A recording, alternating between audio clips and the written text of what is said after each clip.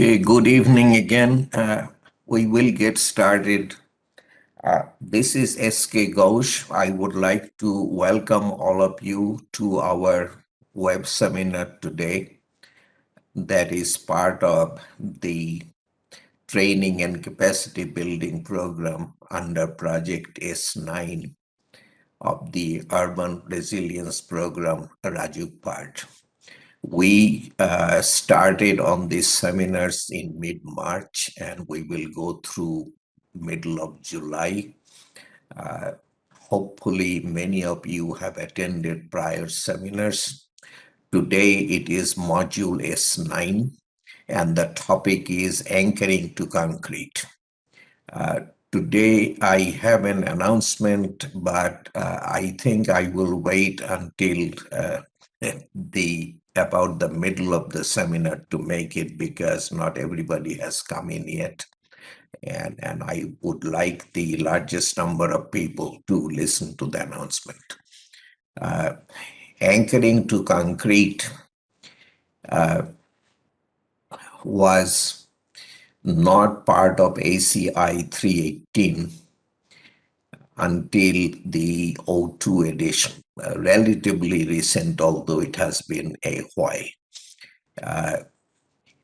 Anyway, '02, '05, between 2005 and 2008 edition of ACI 318, there were changes in the appendix, and the requirements that you find in BNBC 2020 in Appendix K, that's where the anchor design provisions are based on ACI 318.08 requirements.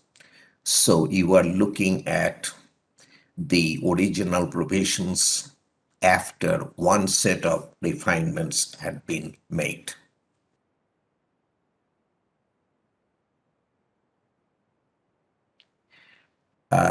I decided to include this part of it. Anyway, let me go through this.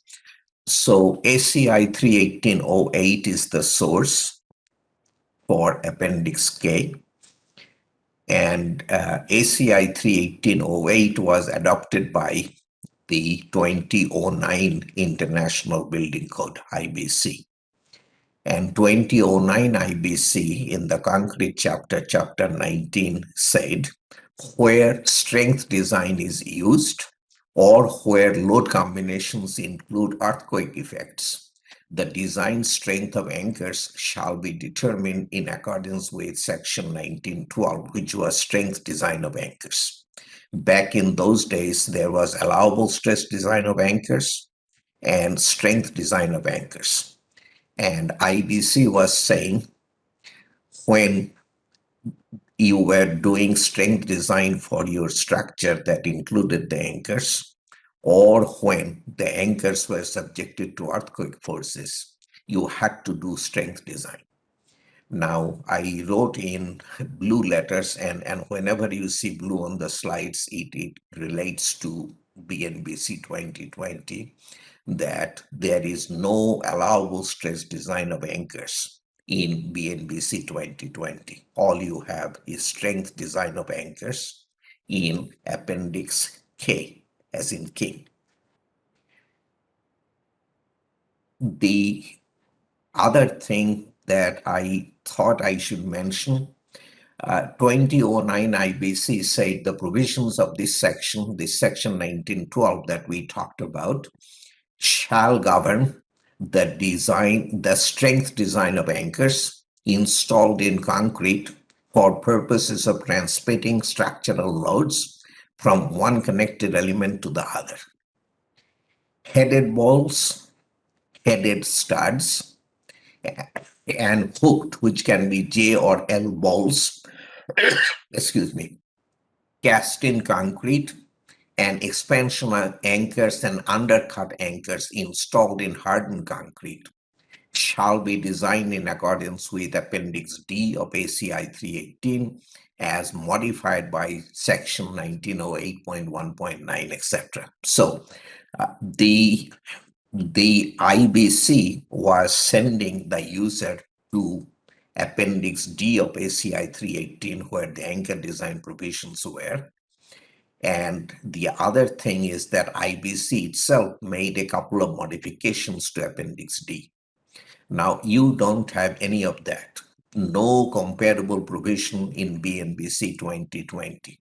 There is nothing in the code itself that directs you to Appendix K for anchor design, except for something that Dr. Akib found for me, section 6.8.8.3. So Appendix K itself is in Part 2, Chapter 6 of BNBC. This section is also part of Part 2, Chapter 6, and it says, in precast construction, anchor bolts or suitable mechanical connectors shall be permitted for satisfying section such and such. Anchor bolts shall be designed in accordance with Appendix K. But this section this section is only for precast concrete. For cast-in-place concrete, there is no section that directs you to Appendix K. But I suppose since Appendix K is the only thing in the code that enables you to do anchor design, you will do anchor design by Appendix K. Okay, the Appendix K covers or the scope includes cast-in-place anchors as well as post-installed mechanical anchors. Cast-in-place anchors can be, the left-hand picture is a headed bolt. This is a hooked bolt, can be L or J bolt, and this is a headed stud. The head is welded to the shaft. Okay, so here it is a bolt, here it is a welded connection between the head and the shaft. So this is a welded stud, this is a headed bolt. All of that is within the scope of the appendix. Then there are different kinds of mechanical anchors. And the important thing that I didn't point out, the effective embedment depth, which is a very important quantity, is from the surface of the concrete down to the head, okay, in each case. And here the effective embedment depth for mechanical anchors is shown. So the scope of Appendix K. Now I gave you the Appendix D number out of ACI 31808. And if you replace the D by K, you will have the Appendix K section number out of BNBC 2020. Anchors used to, so the scope includes anchors used to transmit tension, anchors used to transmit shear, or anchors that transfer both shear and tension at the same time. The safety, the load factors and the strength reduction factors that we use in Appendix K consider in-service conditions of the structure. Not so the appendix is not intended for use for short-term loading and for construction loads. This is very, very important. Okay, so construction loads are not included in the scope of Appendix K. Neither are short-term handling loads. Okay? If you have to install anchors to transmit construction loads, that you have to go beyond Appendix K to do that. That is not within the scope of Appendix K, not intended for short-term handling and construction loads.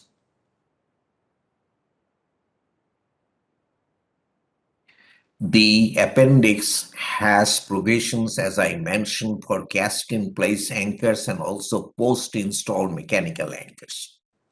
Very importantly, excluded from the scope of the appendix are specialty inserts of various kinds, through bolts, bolts that go through the body of concrete, multiple anchors connected to a single plate at the embedded end of the anchors. This is a pretty popular item when many times when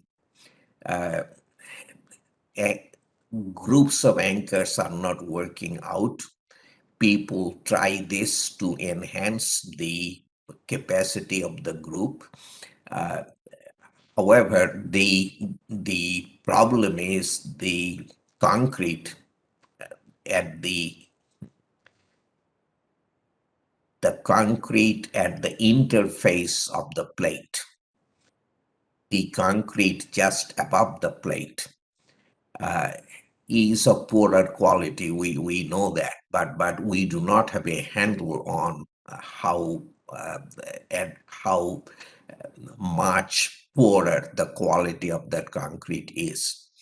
So the writers of Appendix D of ACI 318 decided to stay away from it. Since we don't know, let us exclude it from the scope of Appendix D. So this is not to say that these things cannot be done, but you cannot design them by Appendix D or Appendix K. That's all we are saying. Adhesive and grouted anchors, very, very popular, not within the scope of ACI 31808 or Appendix K of BNBC 2020. The adhesive anchors have since come into ACI 318 Appendix D, which is now Chapter 17, starting with ACI 31814. So adhesive anchors are now within scope, but we are talking about 31808.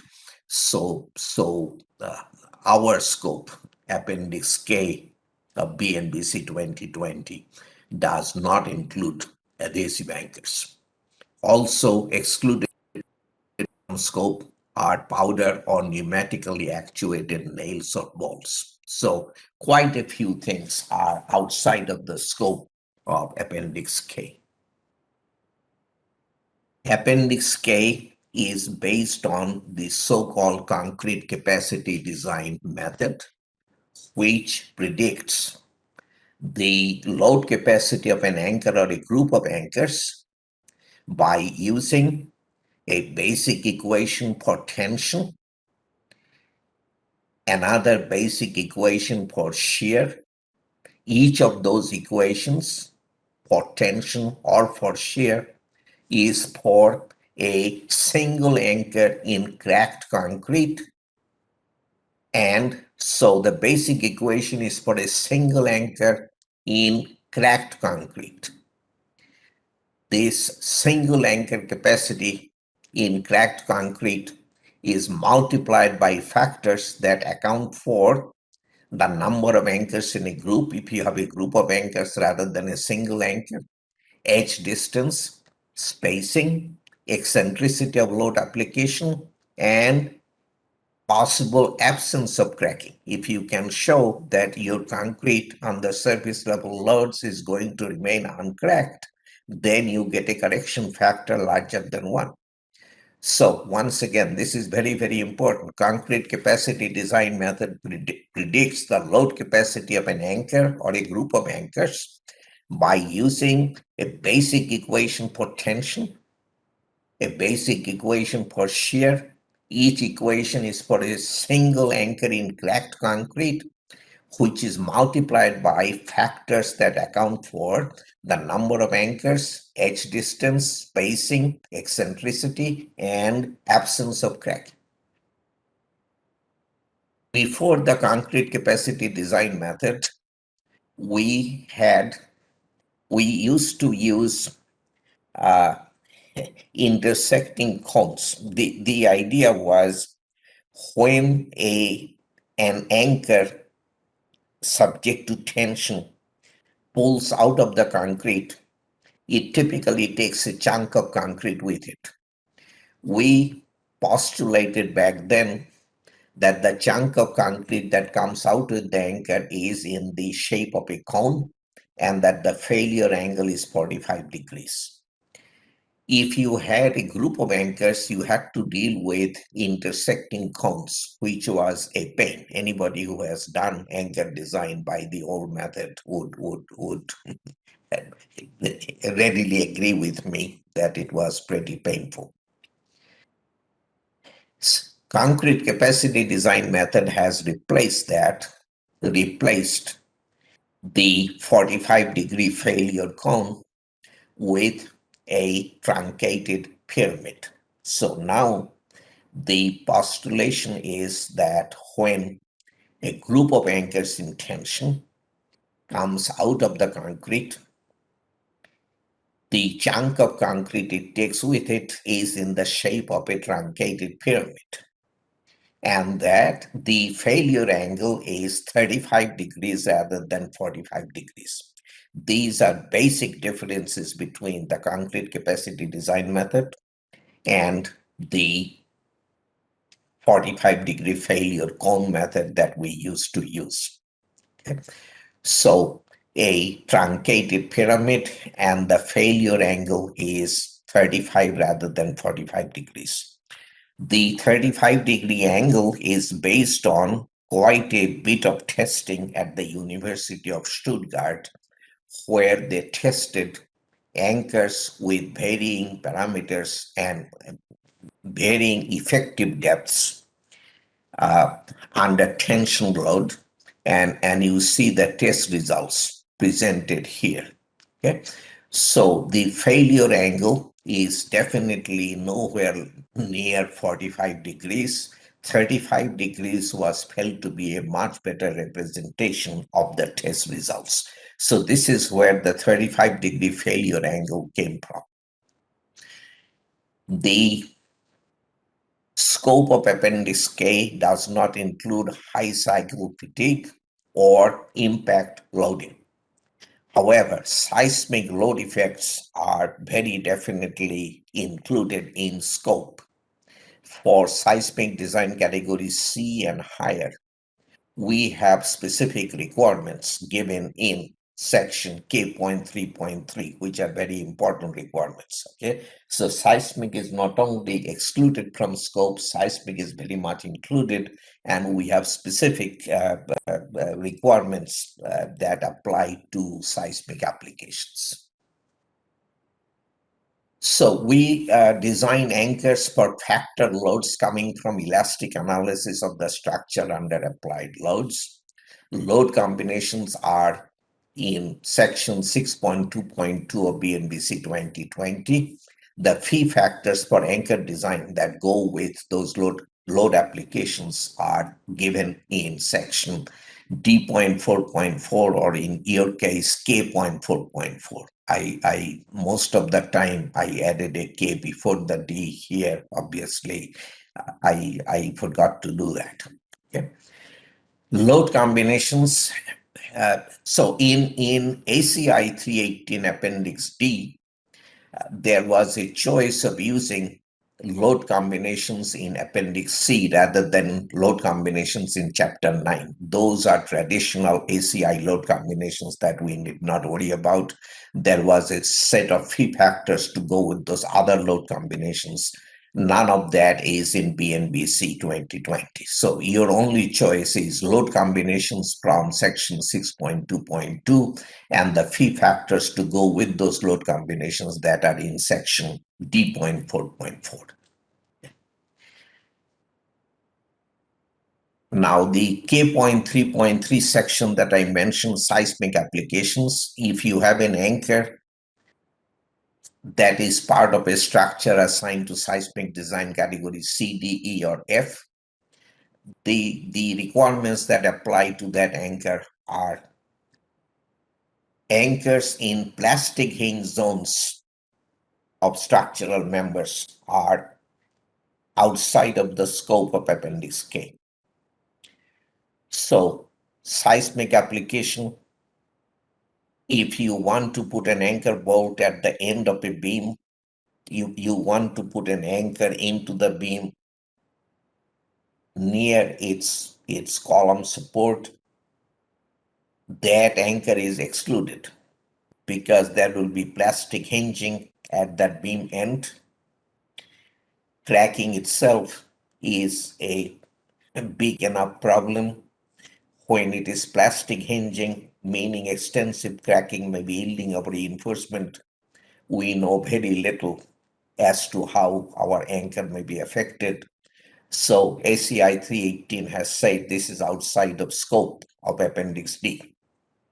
That does not mean, again, that you cannot do it, but if you want to put an anchor in the plastic hinge region of a member, you are on your own. You Appendix D or Appendix K does not help you. It is outside of scope. Okay.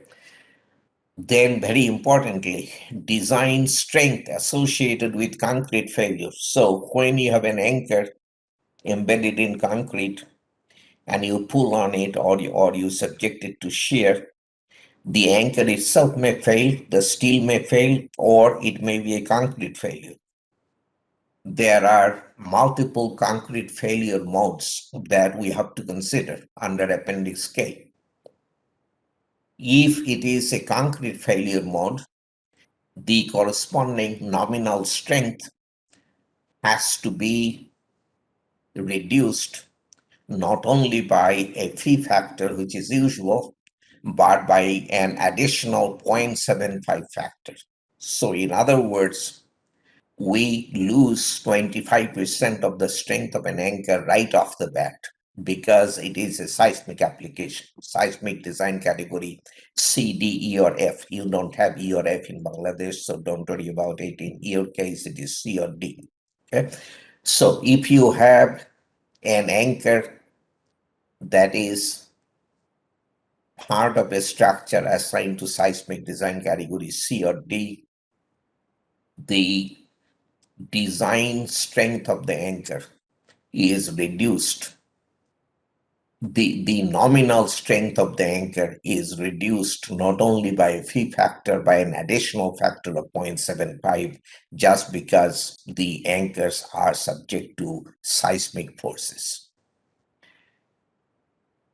Then, very importantly, concrete is assumed cracked unless you are able to demonstrate that concrete is going to remain uncracked under surface level load. And that demonstration is not simple.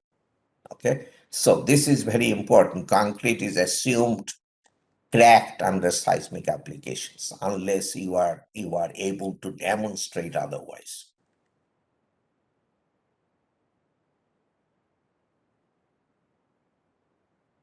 Now, if you have an anchor in a structure assigned to seismic design categories C or D, these are important restrictions. You have three choices. You have to design your anchor such that it fails. The anchor itself fails. You have to design for steel failure, and the steel failure has to be ductile. And what that means, I'll come to in just a little bit. So if it is an anchor that is subject to seismic forces, design category C and above, you can only have steel failure, no concrete failure. And the steel failure has to be ductile. This is choice number one. Your second choice is you can design to have the attachment, which would be like the base plate, undergo ductile yielding at a load that does not exceed the minimum anchor design strength. So you have to design for your base plate to yield before the anchor attains its design strength. Third choice is forget about ductility, ductile anchor failure, design for overstrength. You make your anchor so strong that you don't have to worry about the failure mode. Okay, So reduce design strength by an equivalent of phi equal to zero point 0.4 rather than the usual 0.75 or something like that. Okay, so design overstrength anchors rather than ductile anchors. So those are your three choices: ductile anchor failure, failure in the attachment before the anchor gets to its design strength, or overstrength anchors where you reduce nominal strength by a phi factor of 0.4. Now we talked about ductile anchor failure. What is a ductile steel element? What is a brittle steel element? These are defined in BNBC. In BNBC, it is chapter 6. Anyway, the definition is that, so when you pull on an anchor, just like you pull on a reinforcing bar in a tensile test, if the elongation, typically measured over a 6-inch gauge length, is less than 14%, or the reduction in area, so you pull on the anchor, there is eventually necking, as we call it. The area reduces before there is a rupture. The reduction in area, if the reduction in area is less than 30%, or both, either the elongation is less than 14% or the reduction in area is less than 30%, or both, then you have a brittle steel element. If the elongation is larger than or equal to 14% and the reduction in area is larger than or equal to 30%, you have a ductile steel element. A steel element meeting the requirements of ASTM A307, which are very common, shall be considered ductile. Okay, so the anchors we typically use are ductile, but there are brittle anchors as well. Attachment, the term that we used, the definition is structural assembly external to the surface of the concrete that transmits loads to or receives loads from the anchor. So base plate is a very good example of an attachment. The modification factor lambda for lightweight concrete comes from the main body of chapter 6, and the section number is given. Now, as in the design of any structural element, the design axial strength of the anchor has to be larger than or equal to the required axial strength, and the design shear strength of the anchor has to be larger than or equal to the required shear strength. Okay.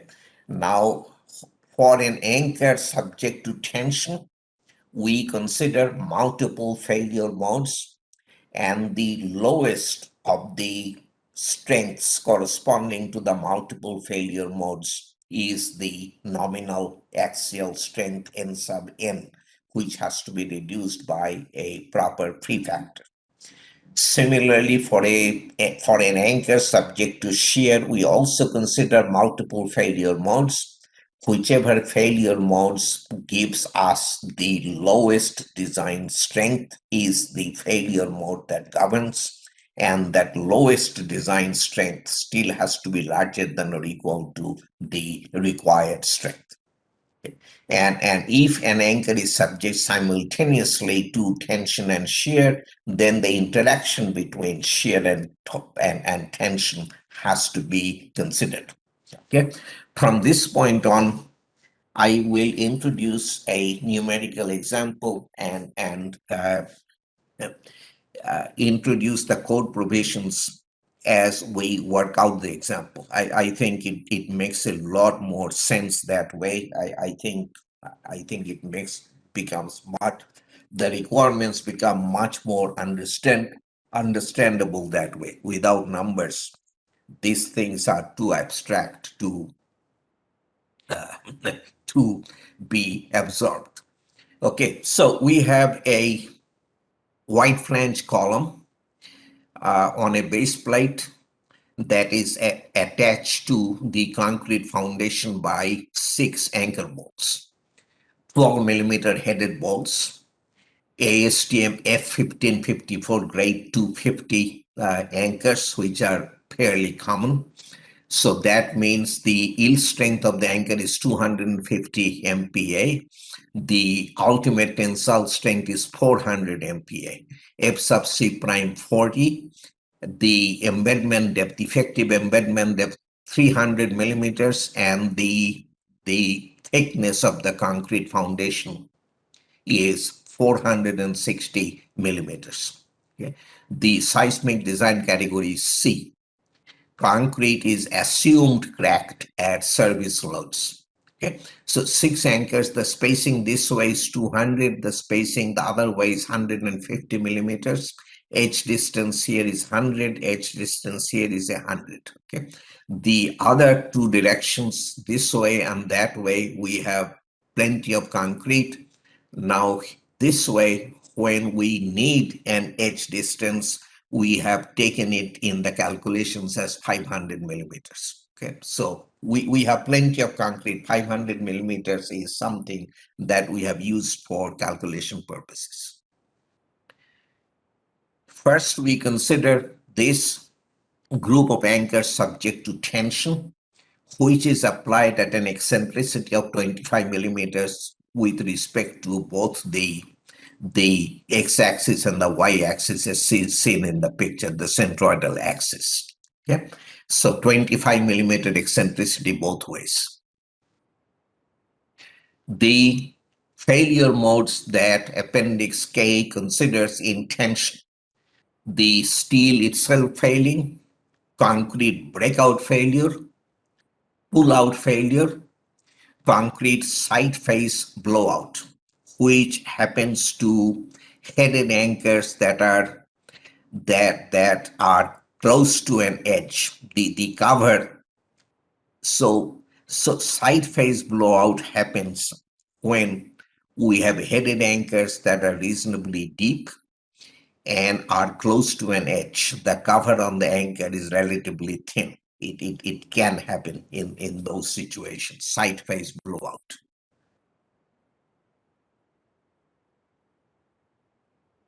So we have a group of anchors subject to tension that is eccentric with respect to both axes. First, we check for possible compression in any of the anchors in the group, because compression anchors have to be excluded. We include in our calculation only the tension anchors. Okay, so we are looking at the x eccentricity. We have an axial tension applied at an eccentricity of 25 millimeters. So that tension is equivalent to a tension along the centroidal axis plus a moment, which is equal to the tension multiplied by the eccentricity, which is the tension times 25 millimeters. Okay, the concentric load will be divided equally between the 6 anchors. So each anchor will get 1/6 of the applied tension, and the moment divided by this distance, which is 200 millimeters, gives us so this is the direction of the moment. Those anchors will be in tension, those anchors will be in compression. The tension will be the moment divided by this distance of 200 millimeters, and there are 3 bolts in the group, so that divided by 3. So each anchor on this side will be subject to a tension that is 1/6 of N sub UA, and this gives you 1/24 of N sub UA, for a total of 5/24 of the tension, the applied tension. And each of those anchors gets 1/8 of the applied tension. Okay, this is pretty simple stuff. I don't know that I need to dwell on it. The other eccentricity, the y eccentricity, let me put everything on the screen. So that also causes the same moment, the axial load times the eccentricity. So that tension is equivalent to tension along the centroidal axis plus the moment.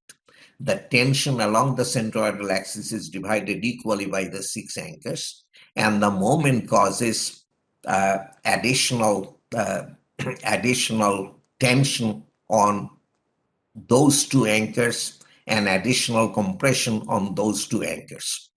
The distance now is 300, so we divide the moment by 300, and now there are 2 anchors here, 2 anchors here, 2 anchors here. This is divided by 2. So this anchor gets a tension of 5/24 of the applied tension, and this anchor gets a tension of 1/8 of the applied tension. There is no compression here. This could go into compression, but that did not happen, either due to eccentricity or the y eccentricity. So the maximum tension on an anchor, considering both eccentricities, comes out to 1/4 of the applied tension, and the minimum tension comes out to 1/12 of the applied tension, no compression. So we have checked and made sure that none of the anchors in the group is subject to net compression. So we are okay. We don't have to exclude any of the anchors. Okay, so we have 4 failure modes. First one is the anchor itself failing, just like a reinforcing bar fails under tension. Okay. So if that is our failure mode, the corresponding strength, this is nominal strength, is the number of anchors in the group times the effective area of the anchor in tension. This is the area of the anchor excluding the threads, and the ultimate tensile strength.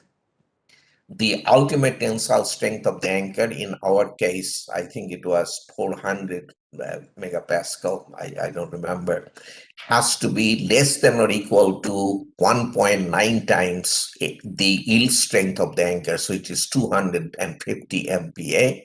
And it also, the ultimate tensile strength has to be smaller than 860 MPa. The effective area can be calculated using this formula, but there are design aids available, at least in the US, or I suppose that your anchor manufacturer will give you that effective area number. Okay. In our case, for the half-inch diameter anchors, the effective area is 79.35 square millimeters. The ultimate tensile strength, as I give you the right number, 400 MPa. That is in fact less than 1.9 times the 250, which is 475. It is also less than 860 MPa. So we satisfy the requirements that are imposed. The anchor, the tensile strength of a single anchor then is the area 79.35, the effective area of the anchor, multiplied by the ultimate tensile strength, and that is 31.74 kilonewtons. Okay, this is the nominal tensile strength of a single anchor in tension. Strength reduction factor, if you go to K.4.4, is 0.75 for ductile steel elements under tension. So this is steel failure, so we don't have an additional 0.75 reduction. So the 31.74 kilonewtons of nominal tensile strength is reduced to 23.81 kilonewtons of design tension strength. P times N sub SA. This is still for a single anchor. Okay. Now, remember the maximum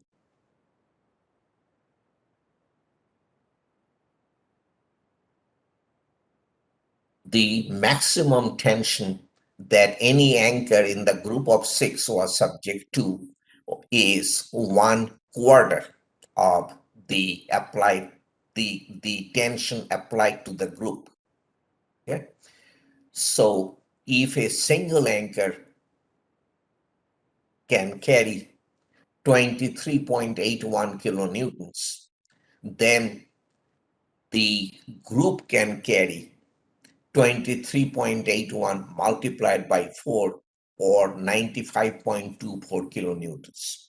Okay, so please follow this closely. This is important. So a single anchor has a design strength of 23.81 kilonewtons. That is the maximum demand that can be put on a single anchor. Now, the anchor in the group that sees the highest tension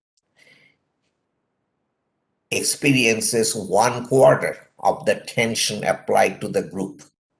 So if a single anchor can be subject to 23.81 kilonewtons, the group can be subject to a design tension strength of 4 times 23.81, which is 95.24.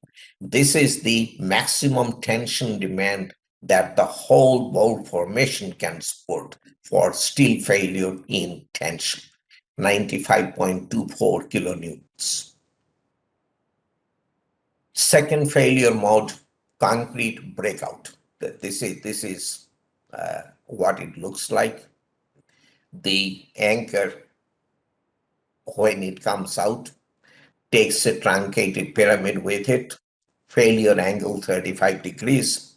Obviously, if the anchors are close to each other, then those failure surfaces will interfere.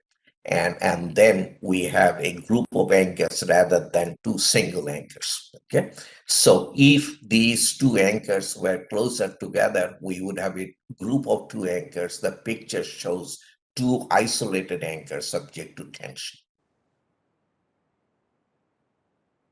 Definition of breakout strength: the strength corresponding to a volume of concrete surrounding the anchor or group of anchors separating from the member. Now, this is the expression for concrete breakout strength in tension. Okay. Capital N is always tensile strength. CB is for concrete breakout. And this is a nominal strength that we have to reduce by a phi factor and an additional 0.75 factor because we have seismic design category C. Okay. The right-hand side looks pretty formidable, but let me go through each term at a time. This is everything here is important, and this is why I'm using numbers, because I show you the formula doesn't mean anything until you see numbers. A sub NC 0, the C for concrete. And I when I speak, I won't use the C. Makes it easier for me. And to start with, the C wasn't there. So anyhow, so A sub N 0. A sub N, please listen to me closely every step of the way. A sub N is the projected area of the failure surface of a group of anchors. No, I didn't say it right. A sub N is the projected area of the failure surface of a single anchor or a group of anchors in tension, not considering spacing or edge distance. I'll repeat. A sub N is the projected area of the failure surface of a single anchor or a group of anchors in tension, not considering spacing of the anchors or edge distance. A sub n0, the quantity in the denominator, is the projected area of the failure surface of a single anchor in tension, now considering spacing between the anchors and the edge distance. Okay. The psi sub ED is a correction factor for edge distance. Psi sub C is a correction factor for possible absence of cracking. Remember, the basic equation is for cracked concrete. Psi sub CP is a correction factor for post-install anchors. And N sub B is a basic single anchor breakout strength. N sub B is a basic single anchor breakout strength. So remember, we have a basic strength for a single anchor in tension, in this case breakout, and then a set of correction factors to account for various things. The next formula is for concrete breakout strength of a group of anchors. So previous slide, we were talking about a single anchor. A sub n was for a single anchor. In this second case, it is a group of anchors. So A sub n now is the projected area of the failure surface of a group of anchors in tension, not considering spacing or edge distance. Now, in addition to the correction factors you saw on the previous slide, there is an additional correction factor, which is for eccentricity of load application. Psi sub EC, this comma n means it is for tension. Okay, so accounts for eccentricity. Okay, let's talk about the definition of anchor group. A number of anchors of approximately equal effective embedment depth, each anchor spaced at least 3 times the embedment depth from one or more adjacent anchors when subjected to tension. Only those anchors susceptible to the particular failure mode under investigation shall be included in the group. That part, I think, is understandable upon reading.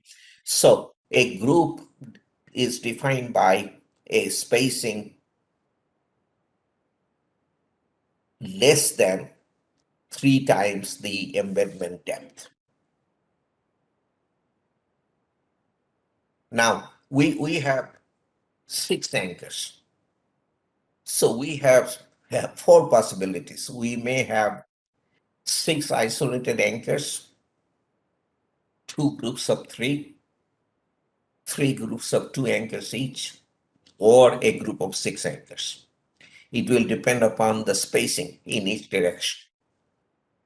In our x direction, the spacing is 200 millimeters, which is less than 3 times the effective depth of 300 millimeters. And in the y direction, we have a spacing of 150 millimeters, which is less than 3 times the effective depth of 200 millimeters, 300 millimeters. So both ways, the spacings are close, and that means that we have a group of 6 anchors, not 6 isolated anchors, nor 3 groups of 2 or 2 groups of 3. We have a group of 6 anchors. Now, another complication. Where 3 or more edge distances are less than 1.5 times the effective depth, we use a reduced effective depth in breakout strength computations, where 3 or more edges, 3 or more edge distances for an anchor subject to tension are less than 1.5 times the embedment depth, we have to do our breakout strength calculations using a reduced effective embedment depth. Okay? And that reduced depth shall be equal to the larger of the maximum edge distance divided by 1.5 or the maximum spacing between anchors divided by 3. Okay, let's take a look. This is an example. We have an anchor, edge distances are 100 millimeters this way, 100 millimeters that way, 100 millimeters this way. The effective depth is 200 millimeters. 1.5 times effective depth is 300 millimeters. So each of those edge distances is short. So we have an anchor close to 3 edges. Okay. So now we have to do the calculation with an effective embedment depth smaller than 200 millimeters. That effective embedment depth is going to be the largest edge distance. We have 3 edge distances that are all equal. So the largest is 100 millimeters divided by 1.5, which is 66 and 2/3 of a millimeter. So instead of the effective depth we actually have of 200 millimeters, we have to do our breakout strength calculations using an effective embedment depth of 66 and 2/3 of a millimeter. In this case, we have a single anchor, so there is no question of spacing. Next picture, we have a group of 2 anchors spaced at 225 millimeters. Edge distances are 150, 100, and 125. Largest edge distance is 150. That divided by 1.5 is 100. And the spacing of 225 divided by 3 is 75. The larger of those, which is 100 millimeters, is the effective embedment depth, whereas the actual embedment depth is 140 millimeters. Okay, so hopefully you got it. Okay, so in the example problem, the number of edge distances that are less than 1.5 times embedment depth, we have an embedment depth of 300 millimeters. 1.5 times that is 450 millimeters. We have 2 edge distances that are 100 millimeters. So our anchor group is close to 2 edges, not close to 3 or more edges. So we do not have to modify our embedment depth of 300 millimeters. Okay, A sub n0 and A sub n. Okay, so A sub n0 first. We have an anchor subject to tension. This is the anchor in elevation. This is the anchor in plane. If the failure angle is 35 degrees, then this distance is 1.5 embedment depth. This distance is 1.5 embedment depth, and it is the same into and out of the screen. Okay, that distance is 1.5. That distance is 1.5 embedment depth. So the projected area of the failure surface of a single anchor in tension, considering edge distance,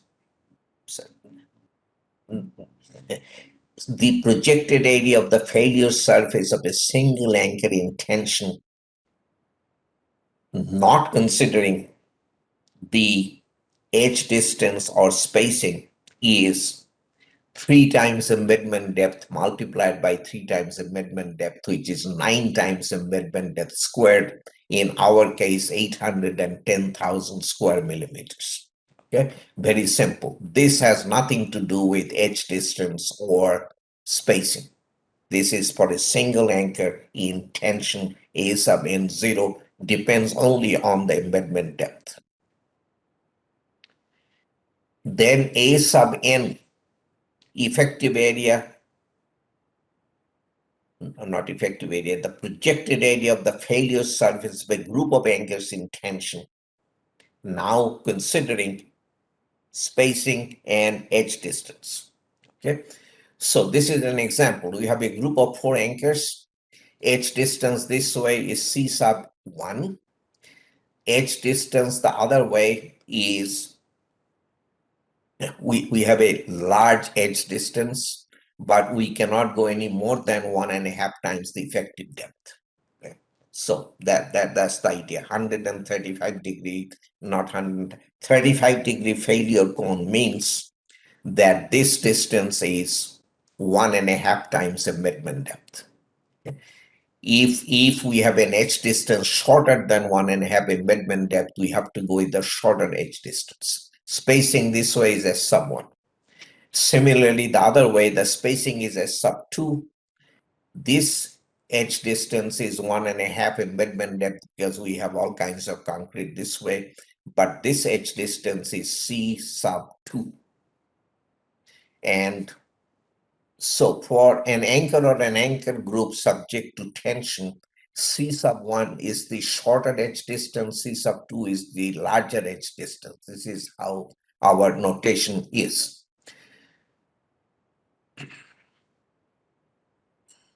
Okay. The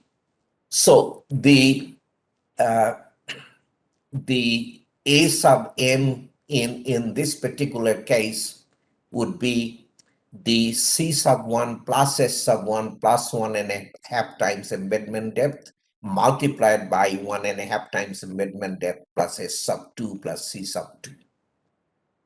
In our case, so we have a group of 6 anchors here.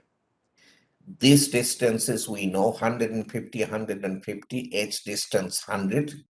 This way, the edge distance would be 1.5 times our embedment depth, which is 450 millimeters, because we have plenty of concrete this way. Along the x direction, edge distance of 100, spacing of 200.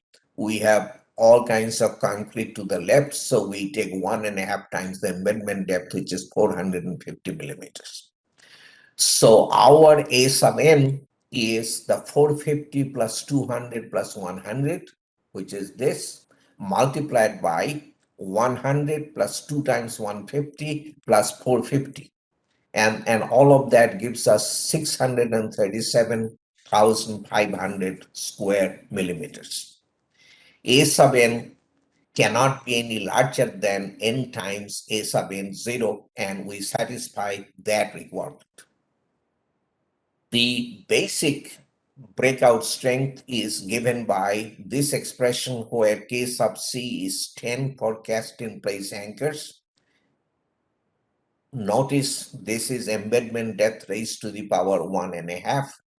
There is an alternative equation where we can increase the power from 1.5 to 5/3, but the constant goes down from 10 to 3.9. So both are, so this is the general equation. If the embedment depth is between 280 and 635 millimeters, we have this alternative equation, and whichever equation, when both apply, whichever equation gives us the larger embedment depth, we are free to use. So by the first equation, the basic breakout strength comes out to 328.6 kilonewtons. By the second equation, which is applicable in our case because our embedment depth of 300 millimeters is between 280 and 635. By the second equation, we get a breakout strength of 338 kilonewtons. We are free to use the larger of the two. So our breakout strength is 338 kilonewtons. Eccentricity factor, we have an eccentricity of 25 millimeters each way. This is the correction, the expression for the correction factor, which cannot be any larger than 1. When we have biaxial eccentricity, we calculate 2 correction factors for the 2 eccentricities and take the product of the 2 as our eccentricity correction factor. The eccentricity is shown in this picture. We have three anchors subject to tension. In this group, it could be 6 or 9 anchors, whatever, you know. This is the resultant tension, and this is the centroidal axis of the anchor group. This is then the eccentricity.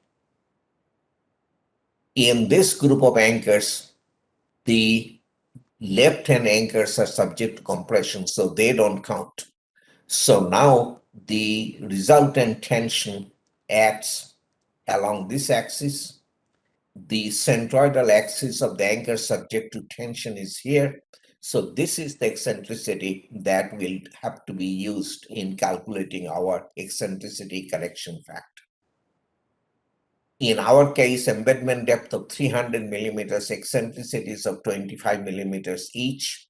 If we plug in the numbers into the expression for the correction factor, we get 0.95 correction factor for each eccentricity. When we multiply the two, we have a correction factor for both eccentricities, which is 0.9. So 10% reduction in strength because of the eccentricities.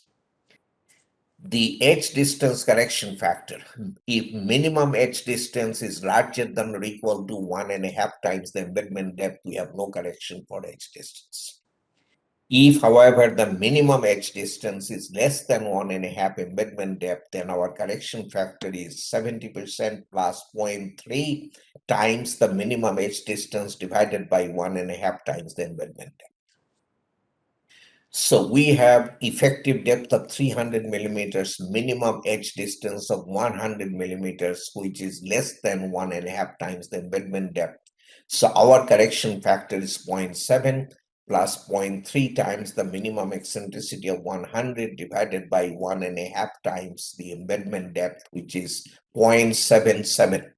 So because the anchor group is so close to the edge, 100 millimeters as opposed to 1.5 embedment depth, which is 450 millimeters, we lose 23% of strength. That's what it means. Cracking effect for uncracked concrete, which means the tensile strength under service load is less than the modulus of rupture. We get a correction factor of 1.25. If we have cracked concrete, the tensile stress under service loads larger than or equal to modulus of rupture, then the correction factor is equal to 1.0. Our concrete is cracked under service level loads. It was said in the problem statement. So we have a correction factor for cracking of 1.0. Okay, I said it before putting on the slide. Okay, so now we can calculate our breakout strength for the group of 6. A sub n, we calculated 637,500. The A sub n, 810,000. Eccentricity correction 0.9, edge distance correction 7.7. The correction for possible absence of cracking 1. We have cast in place anchors, so post install anchor correction is 1.0. Basic breakout strength 338 kilonewtons. So we have a group breakout strength of 184.35 kilonewtons. Phi factor.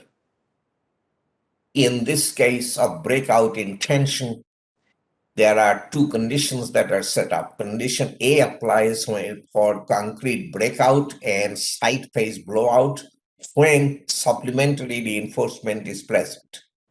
If there is no supplementary reinforcement, then for concrete breakout and side face blowout, and irrespective of supplementary reinforcement when we are considering concrete pullout, it is condition B, which gives you a lower Phi factor. Supplementary reinforcement definition: reinforcement that acts to restrain the potential concrete breakout, but is not designed to transfer the full design load from the anchors into the structural member. So it restrains potential concrete breakout but does not suppress it. That's supplementary reinforcement as opposed to anchor reinforcement. Supplementary reinforcement is not specifically designed to transfer loads from the anchors into the structural member. Stirrups, as used for shear reinforcement, may fall into this category of supplementary, may act as supplementary reinforcement. In our case, we have taken a phi of 0.75, assuming that we have condition A, meaning we have supplementary reinforcement. For we have seismic design category C, so we have an additional reduction factor of 0.75. So we have to reduce our nominal breakout strength by 0.75 multiplied by another 0.75. So we have to reduce it by 44%. Our combined reduction factor is 0.56. So 0.56 times the nominal concrete breakout strength for the group of 6 is 103.24 kilonewtons. Okay. If you have a plate washer on your anchor bolt, which some people use to enhance breakout strength, the advantage you get is if you didn't have the washer, your failure planes will start from here and there. If you have the washer, then your failure plane starts from here, where the distance from I'm sorry,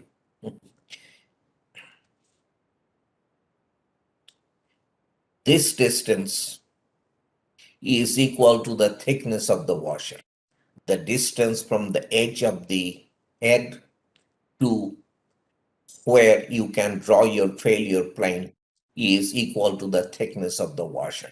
So that may give you a somewhat larger uh, projected area of the failure plane. That is the advantage you get out of a washer. It's typically not all that substantial, but every little bit helps. The concept of anchor reinforcement, where I should say something at this stage. I have 205 slides in the set. So I knew that there would be a huge time problem. I will go through the tension computations in its entirety, absolutely no question. Then I'll make my announcement, and then the shear part, we will go as far as we can. By then, you will see that things are repetitive, and I don't think you will have any difficulty following this very explicit slide set that I put together. The slide set is complete, every number is spelled out, and so that is kind of the agenda. Okay, I anticipate running out of time. I do not anticipate there will be time for questions today, but I felt compelled. The appendix K, if you try to use it, is pretty complex. So I felt obliged to make it as easy to use as possible, but the time that we have may not permit going through until the end of the slide set. We'll see. Okay. So where anchor reinforcement is developed,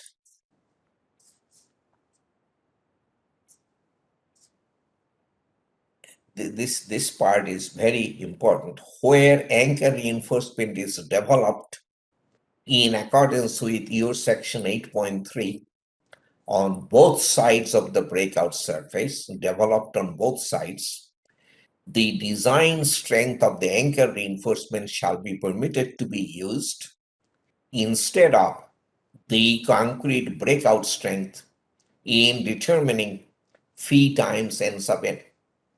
a strength reduction factor of 0.75 shall be used in the design of the anchor reinforcement. So supplementary reinforcement, I said, restrains breakout, does not suppress it. Anchor reinforcement suppresses breakout failure. So you don't have to calculate breakout failure strength. That is replaced by the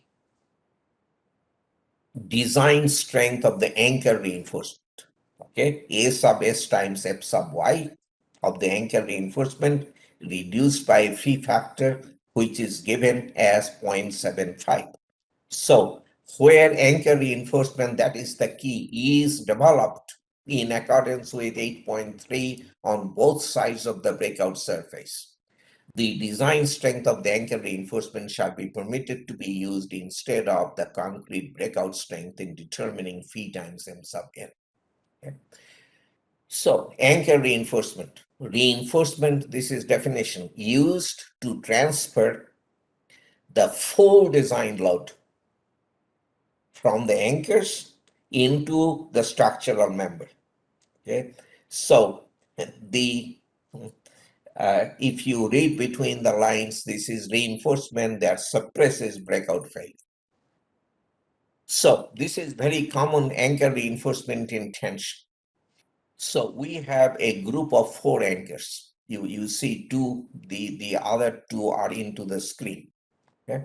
There is a stirrup or whatever you want to call it in front. There is one at the back. Okay.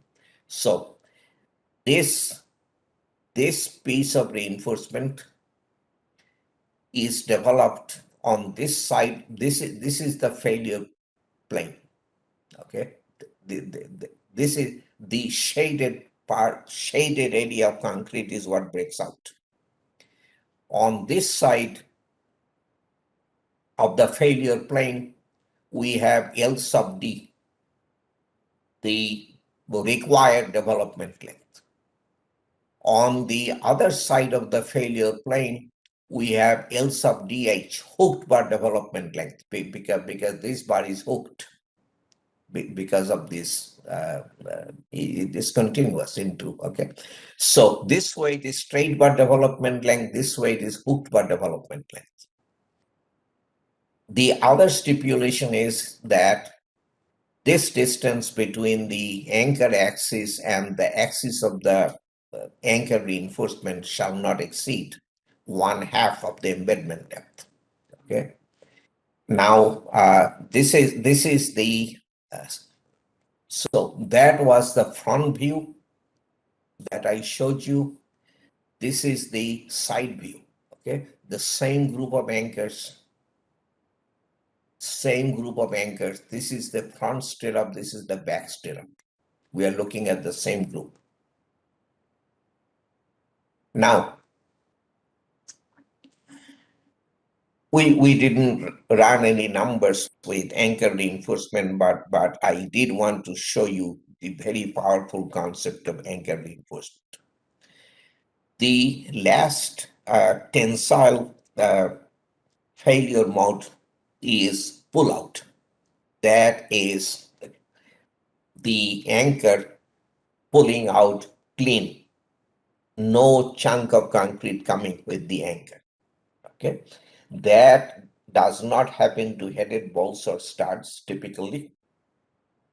It does happen to hooked bolts because the hooks under large tension can straighten out, and then the anchor just pulls out.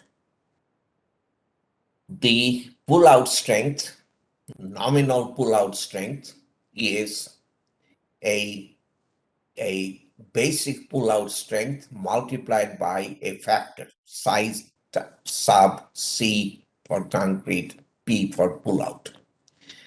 If it is headed stud or bolt, headed stud or headed bolt, the basic pull-out strength is 8 times the bearing area of the head of the anchor multiplied by F sub C prime. So I want you to ponder this. So So far, everything was square root of f sub c prime because we were talking about tension. Here, this is compression, 8 times f sub c prime. So, so the anchor is bearing on the concrete. The anchor head is bearing on the concrete, and it will take that much of force to have the anchor pull out of the concrete, 8 times f sub c prime times the bearing area. If it is a J bolt or an L bolt, the bearing area is E sub h times d sub a, the anchor diameter, multiplied by, I think I have a picture. So this would be E sub h. So bearing area would be E sub h times the diameter of the bolt. If it is a headed anchor, then the bearing area is the shaded area in the picture. Okay. If it is a headed bolt or stud, then the bearing area is multiplied by 8 times f sub c prime. That is the basic pull-out strength. But if it is a hooked bolt, bearing area is E sub h d sub a, as we saw, but we get a bearing strength of only 90% of f sub c prime. This is 8, this is 0.9. So just this is important because within ACI 318 the initial proposal was, let us not allow hooked bolts in seismic applications because they pull out. ACI 318 took the position that instead of a outright ban, we will assign a very small strength to the hooked bolts. So that will make it very, very difficult to design hooked bolts for seismic applications. Okay, this is not prohibition, but making it difficult to use. Okay, for uncracked concrete, the size of CP is 1.4. For cracked concrete, size of CP is 1.0. So coming to our example problem, 12 millimeter cast in place headed bolts with hexagonal head. That's what we have. Bearing area this year manufacturer will give you 187.74 square millimeters. So basic pull-out strength is 8 times F sub C prime of 40 MPa times the bearing area, that is 60 kilonewtons. For concrete cracked under service load, which is what we have, the correction factor is 1.0. So we have a pull-out strength for a single anchor of 60 kilonewtons. This is for a single anchor. The key factor for pull-out strength, this is condition B automatically, is 0.7. We have a 0.75 reduction because this is design category C. So our total reduction is 53%, 0.53. So the calculated 60 kilonewtons goes down to 31.8 kilonewtons of design pull-out strength of a single anchor. Now remember, in our group of 6 anchors, the anchor that is subject to the largest tension is subject to 1/4 of the tension that is applied to the group. So if a single anchor can carry 31.8 kilonewtons, the group can carry 4 times 31.8 or 127.2 kilonewtons before the group pulls out. Okay, so the group pull-out strength is 127.27. So this is the maximum tension demand that the whole bolt formation can support for pull-out failure in tension. Final failure mode, side phase blowout. This is a not an easy one. So the picture tells you the whole story. These are headed bolts or studs, fairly deep embedment. close to the side face. The cover is thin. So this is the definition. The strength of anchors with deep embedment but thin side cover corresponding to concrete spalling on the side face around the embedded head, while no major breakout occurs near the top concrete surface. Okay, the picture said it all. In determining nominal side face blowout strength for multiple headed anchors, only those anchors close to an edge, and close means embedment depth, or C sub A1, the minimum, the shorter edge distance will be no larger, will be smaller than 40% of the embedment depth. C sub A1 smaller than 40% of the embedment depth. That's what close means. Only those anchors close to an edge that are loaded in tension should be considered. Their strength should be compared to the portion of the tensile load applied to those anchors. You will see, we have numbers.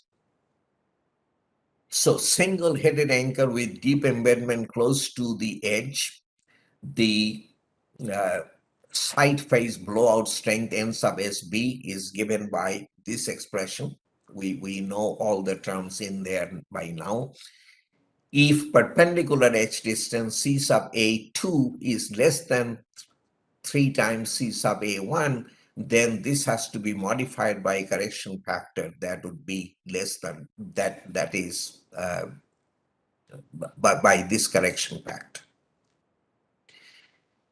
Now so that was for a single headed anchor with deep embedment.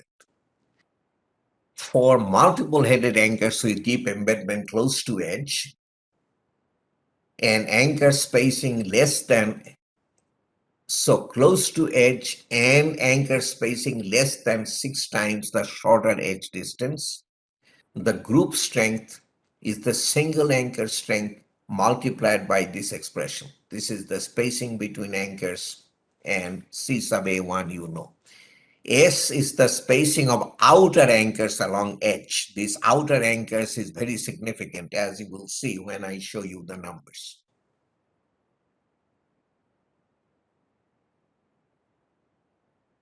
So in our example problem, anchors used are headed bolts.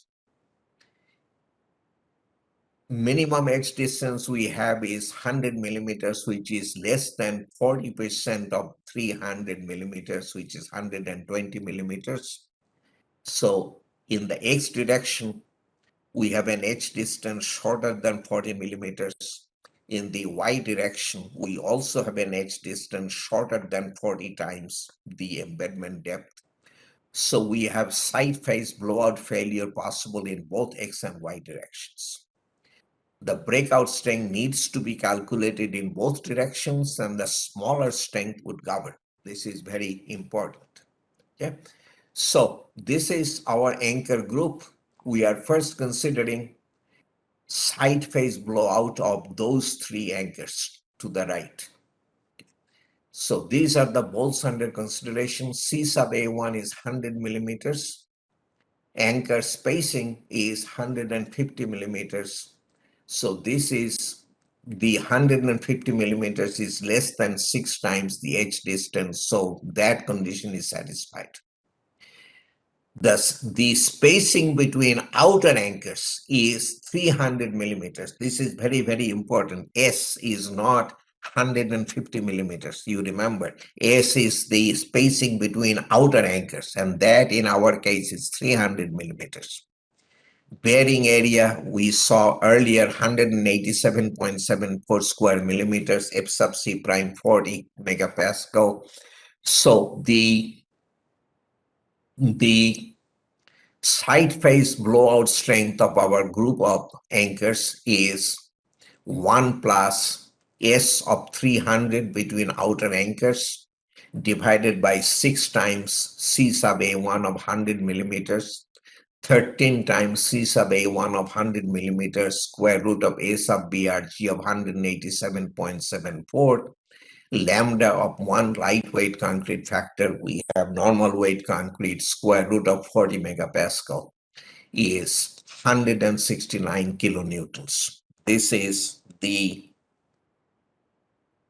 side face blowout strength of the group of 3 bolts to the right.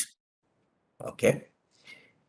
And this is the nominal strength.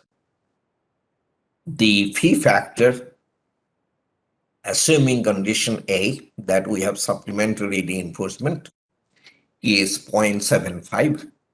And we have an additional 0.75 because we have design category C application. So the combined reduction factor is 0.56. So our 169 kilonewtons of side face blowout strength goes down to 94.64 kilonewtons. Now this group of 3 bolts to the right is subject to 5/8 of the tension applied to the group. Okay, this is very easy to follow, and we have gone through that at the beginning. So the group of 3 to the right is subject to 5/8 of the tension applied to the group. So if the 3 anchors to the right can carry 94.64 kilonewtons, the group will be able to carry 8/5 of that, which is 151.42 kilonewtons. That is the side face blowout strength of the group, the maximum tension demand that the whole bolt formation can support in side face blowout. That is very precise language that we used here. Okay. Then the 2 anchors at the bottom. Now this page I discovered actually this morning our time, not too long ago, was messed up. The red circle in your handout is here. It should be here. Please correct that. We are considering those 2 anchors. Those are the ones that will break out, not the middle ones. Also, these dimensions were in inches, and I have corrected both. So now the red is in the right place, and those distances are in millimeters. Okay, so please correct your slide, make a notation, and I'm really sorry that it happened and I didn't see it until, as I said, maybe 2 hours ago. Okay, so we are considering the side face blowout of the 2 anchors to the bottom.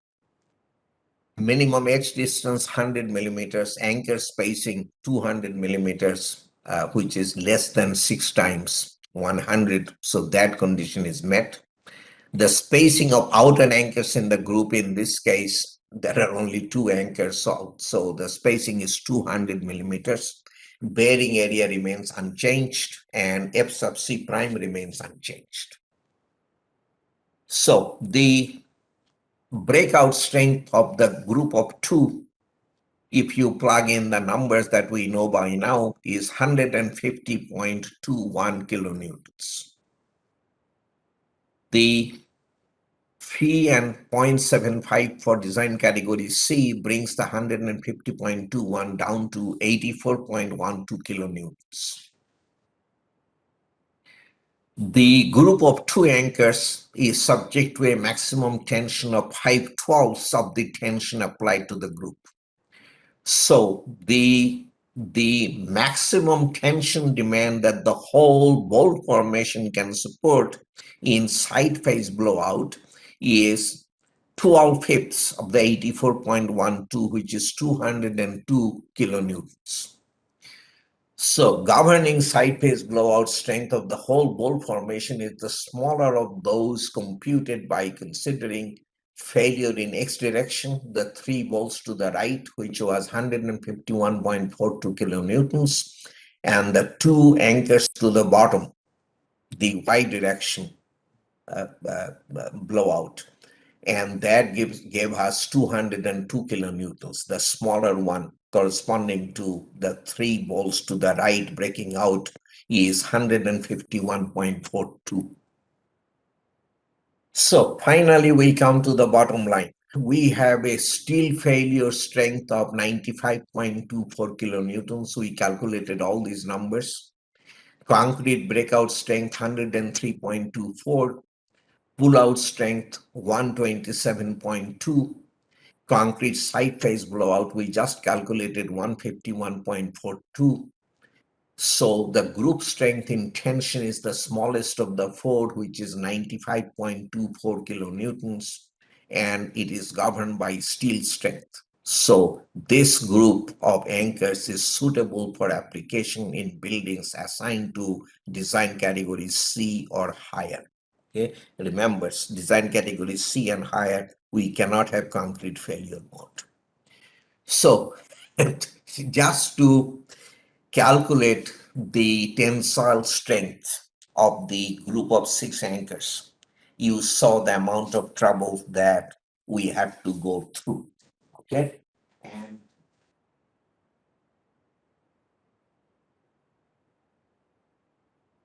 shear is still to come.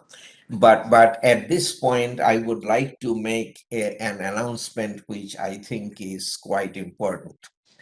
I made an announcement earlier that we were mailing out a questionnaire that asks you about your experience with and perceptions of the PNG application process of BPERB and the requirements that you have to satisfy to write the PNG exam. At that point, we wanted only Rajuk enlisted engineers to complete our survey. We will resend that survey later today. Well, your time, it may be tomorrow morning, I don't know. Anyway, we will resend that survey to all of you. And please, we got quite a few replies, and thank you very much for that, but we would like more. So if you have not returned that survey, please fill it up and return it to us. It is electronic submission. It will not take you more than 10 minutes or so is my estimate. And this time, very importantly, we will open it up to everybody. You don't have to be a Rajuk enlisted engineer to return that survey. We have added a box that allows you to indicate that you are not enlisted by Rajuk. Fill up that box so that we know that you are not enlisted, but we want your views as well. What you think of the PH requirements.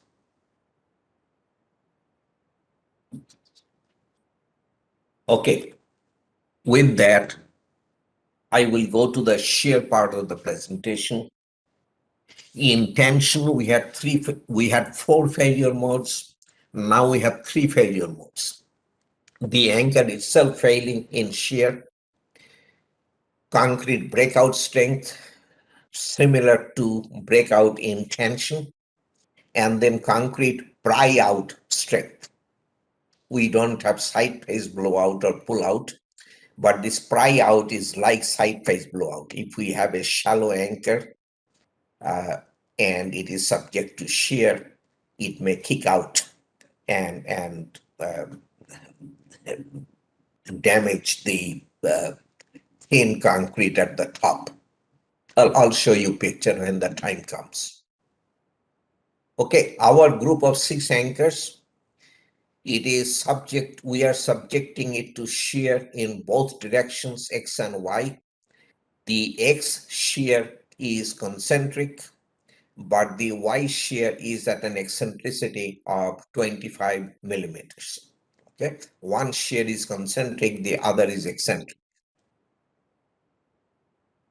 So as in the other direction, we will check whether so that the shear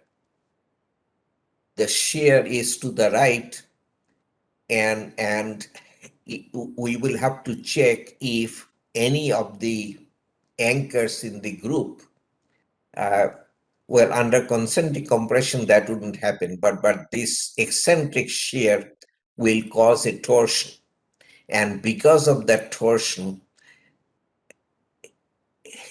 one or more bolts can develop a shear that is in a direction opposite to that of the applied shear, and those bolts have to be excluded from calculation. This is like you subject the group of anchors to tension, one of the bolts goes into compression, you have to exclude it. Yeah. So uh, so similar computation as the last time, we have a shear applied at an eccentricity of 25 millimeters that is equivalent to a concentric shear plus a torsion. The torsion will cause additional shear in the anchors to the right. It will take away from shear from the anchors to the left. Now this take away should not reverse the direction. So that's what we are checking. Maximum shear comes out to 5/24, minimum shear is 1/8. There is no shear reversal. Okay, so that is like checking for an anchor going into compression. The steel failure mode, shear, the anchor itself failing in shear. This is what the failure mode looks like. This picture, although hand-drawn sketch, is pretty descriptive. This is not very different from uh, uh,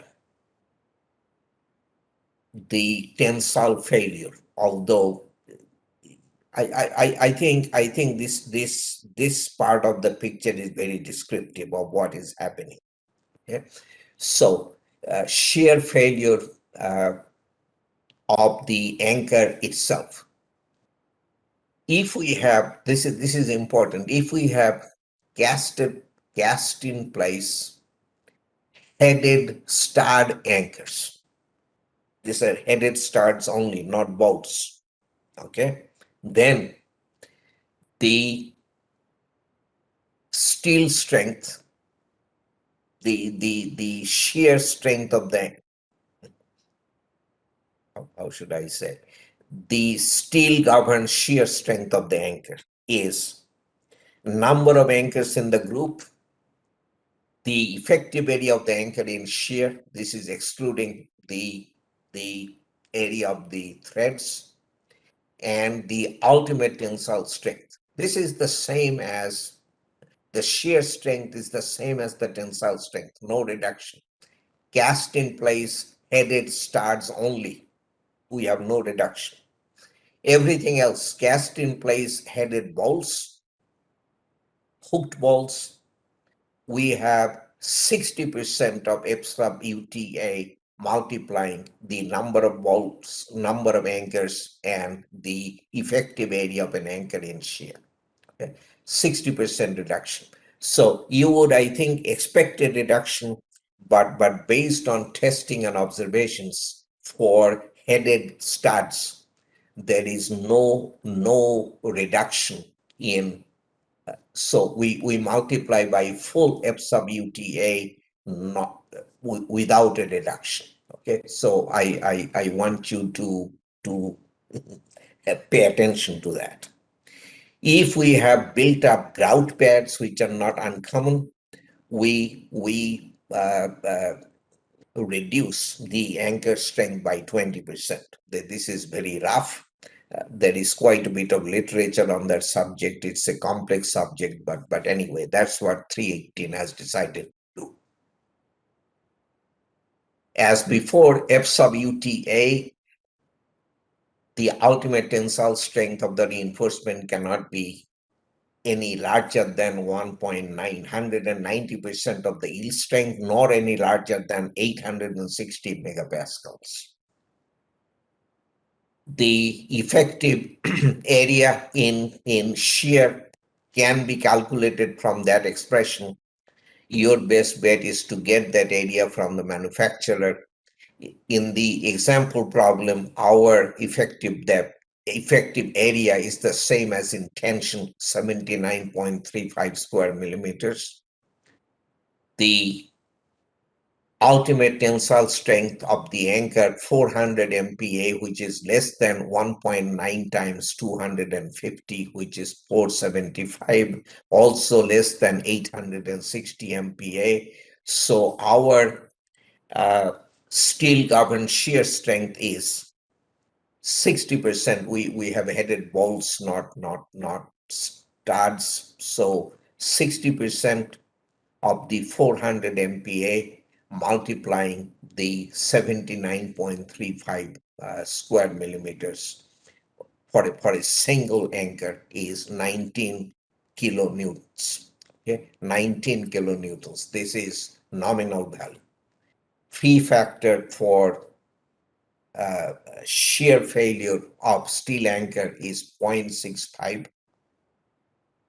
Ductile steel element under shear 0.65. No additional 0.75 because this is a steel failure mode, not a concrete failure mode.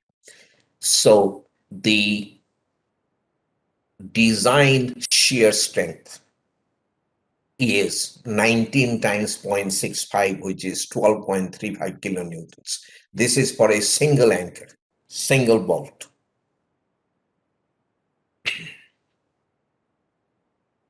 Now, for shear in y direction, where we have an eccentricity, equating the in the y direction, for y direction shear, maybe it is worth going back.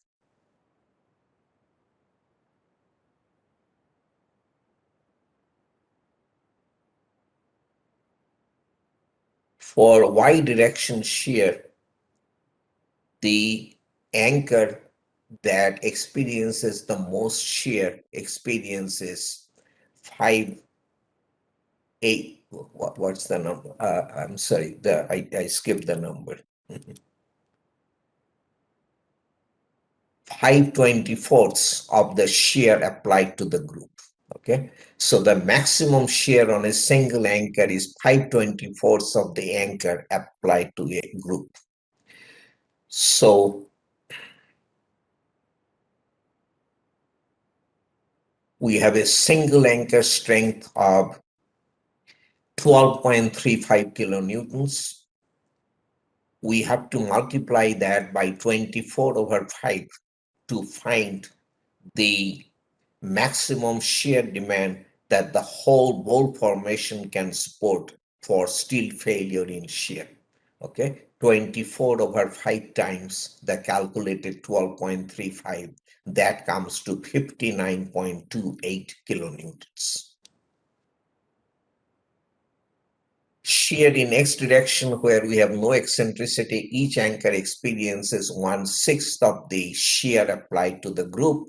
So the group strength is 6 times the calculated 12.35, which is 74.1 kilonewtons.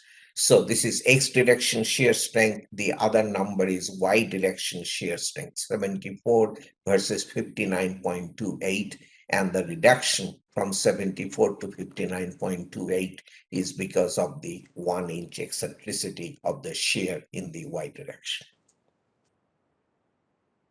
Concrete breakout in shear. This is what it looks like. Okay, this is the chunk of concrete that breaks out for shear in the left to right direction. The equation, similar to the equation for tension, we are talking about here the breakout strength of a single anchor in shear. A sub B is then the projected area of the failure surface of a single anchor in shear, considering spacing and edge distance.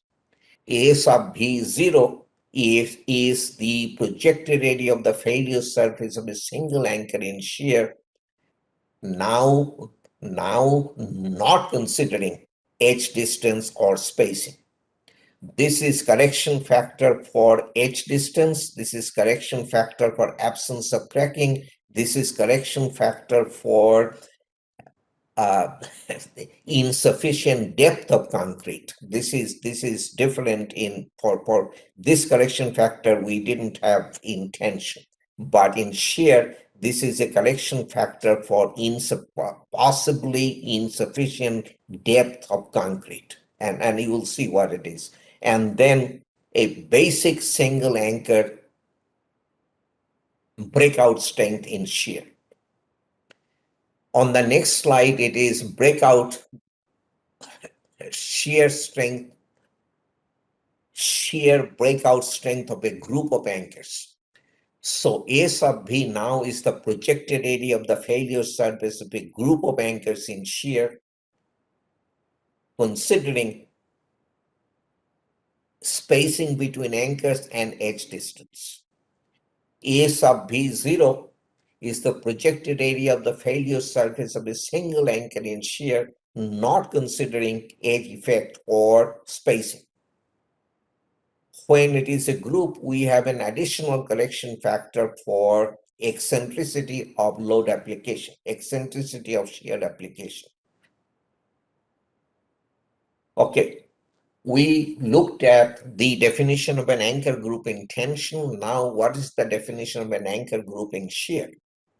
A number of anchors of approximately equal effective embedment depth, with each anchor spaced at less than 3 times C sub A1.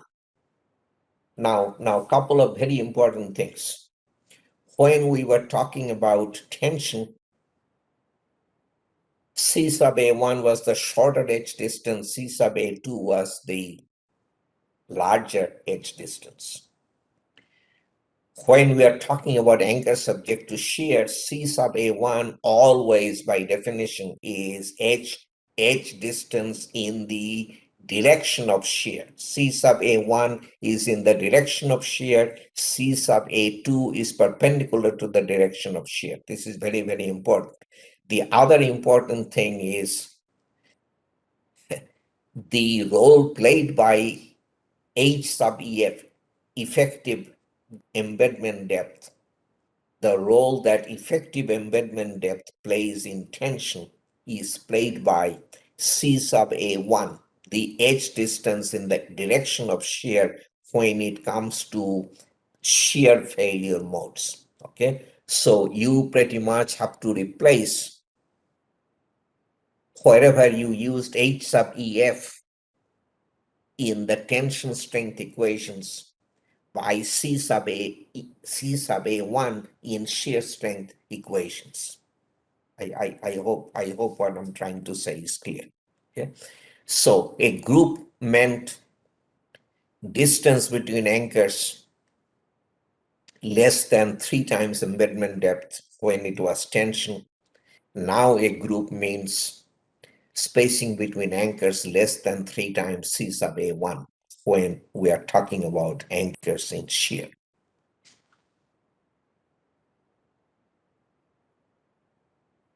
Okay, so do we have 6 isolated anchors, 2 groups of 3, 3 groups of 2, or a group of 6? For X direction shear, the edge distance in the direction of shear is 100 millimeters, which is less than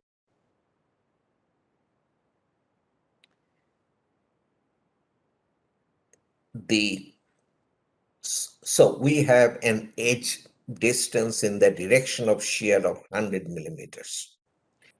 3 times 100 millimeters is 300 millimeters.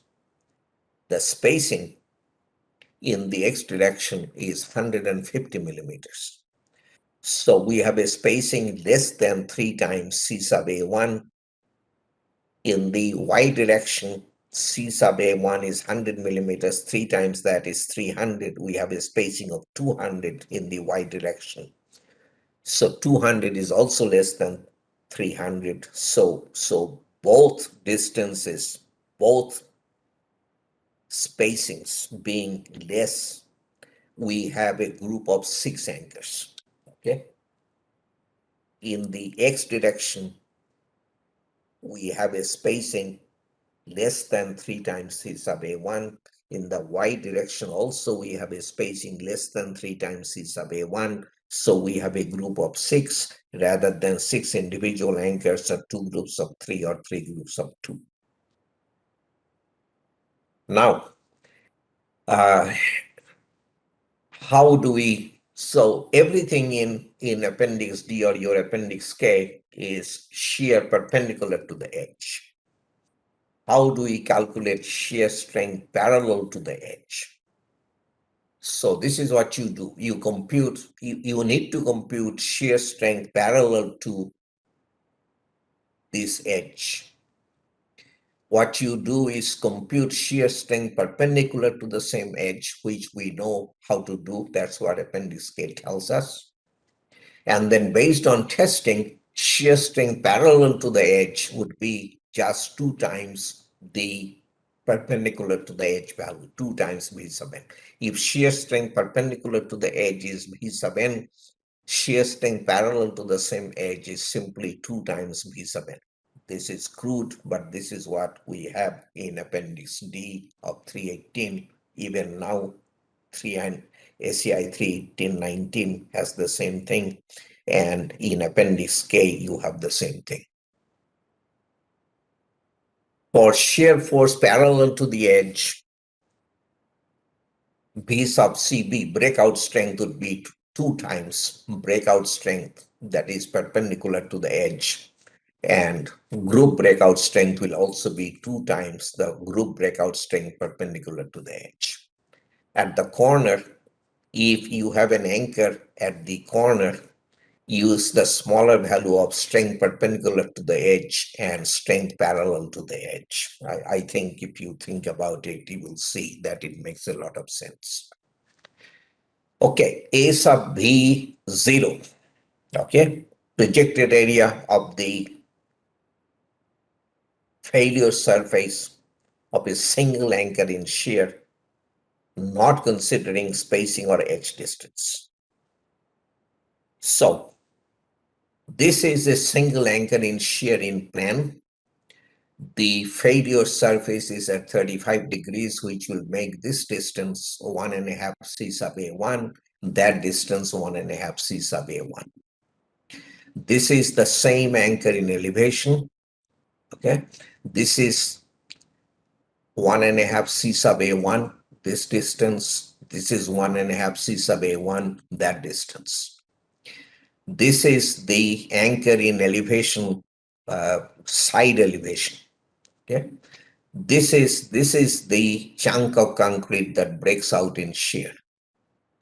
If the failure angle is 35 degrees, then this depth is also 1.5 times c sub a1. Okay, so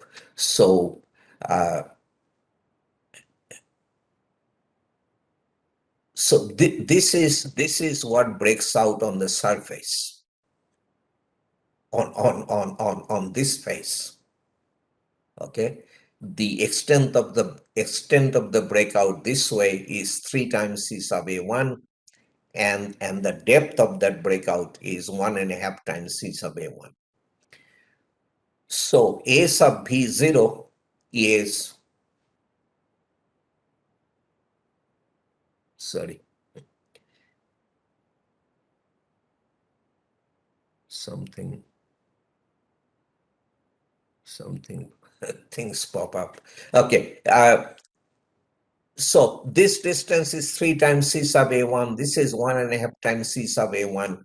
So A sub B0 is 3 times C sub A1 times 1.5 C sub A1, which is 4.5 C sub A1 squared. Okay. It depends only on C sub A1 and on nothing else. Just like A sub N0 depended only on embedment depth and on nothing else.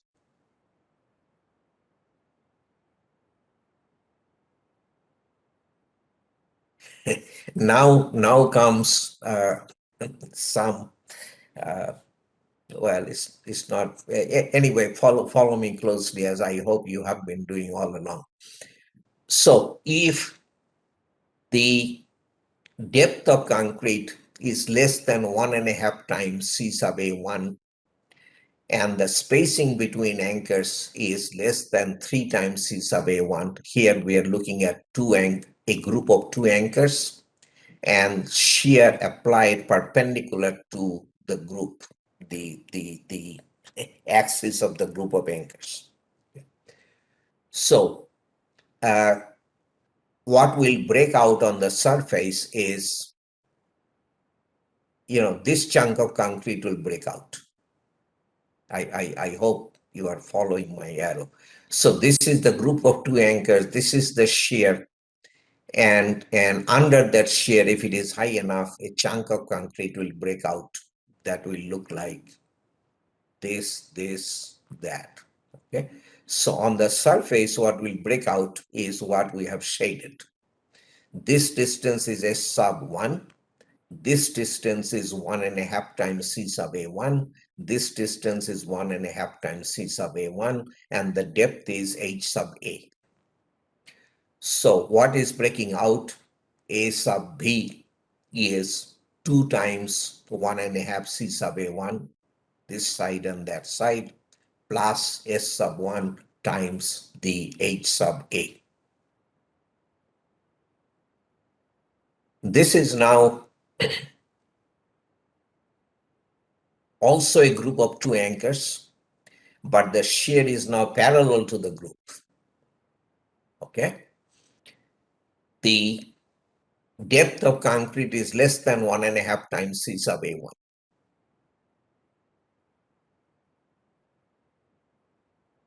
First, we consider the possibility that the first anchor breaks out, and it breaks out under 1/2 the shear applied to the group. Okay, the shear applied to the group is shared equally between the two. So this anchor gets half the shear applied to the group, and it breaks out. The edge distance is C sub A1. So the distance that breaks out this way is 1.5 C sub A1, that way 1.5 C sub A1, and this is H sub A. So A sub B is 2 times 1.5 C sub A1 times the depth. The second possibility is the front anchor doesn't break out. The way the 2 anchors are connected by base plate or something, the front anchor begins to yield and transfer the loads to the back anchor. And the back anchor fails under the total shear applied to the group. Now the edge distance is C sub A1, this larger edge distance. So what breaks out is this 1.5 times the larger distance, 1.5 times the larger distance. So A sub B now is 2 times 1.5 the edge distance to the back anchor multiplied by the thickness of the concrete. The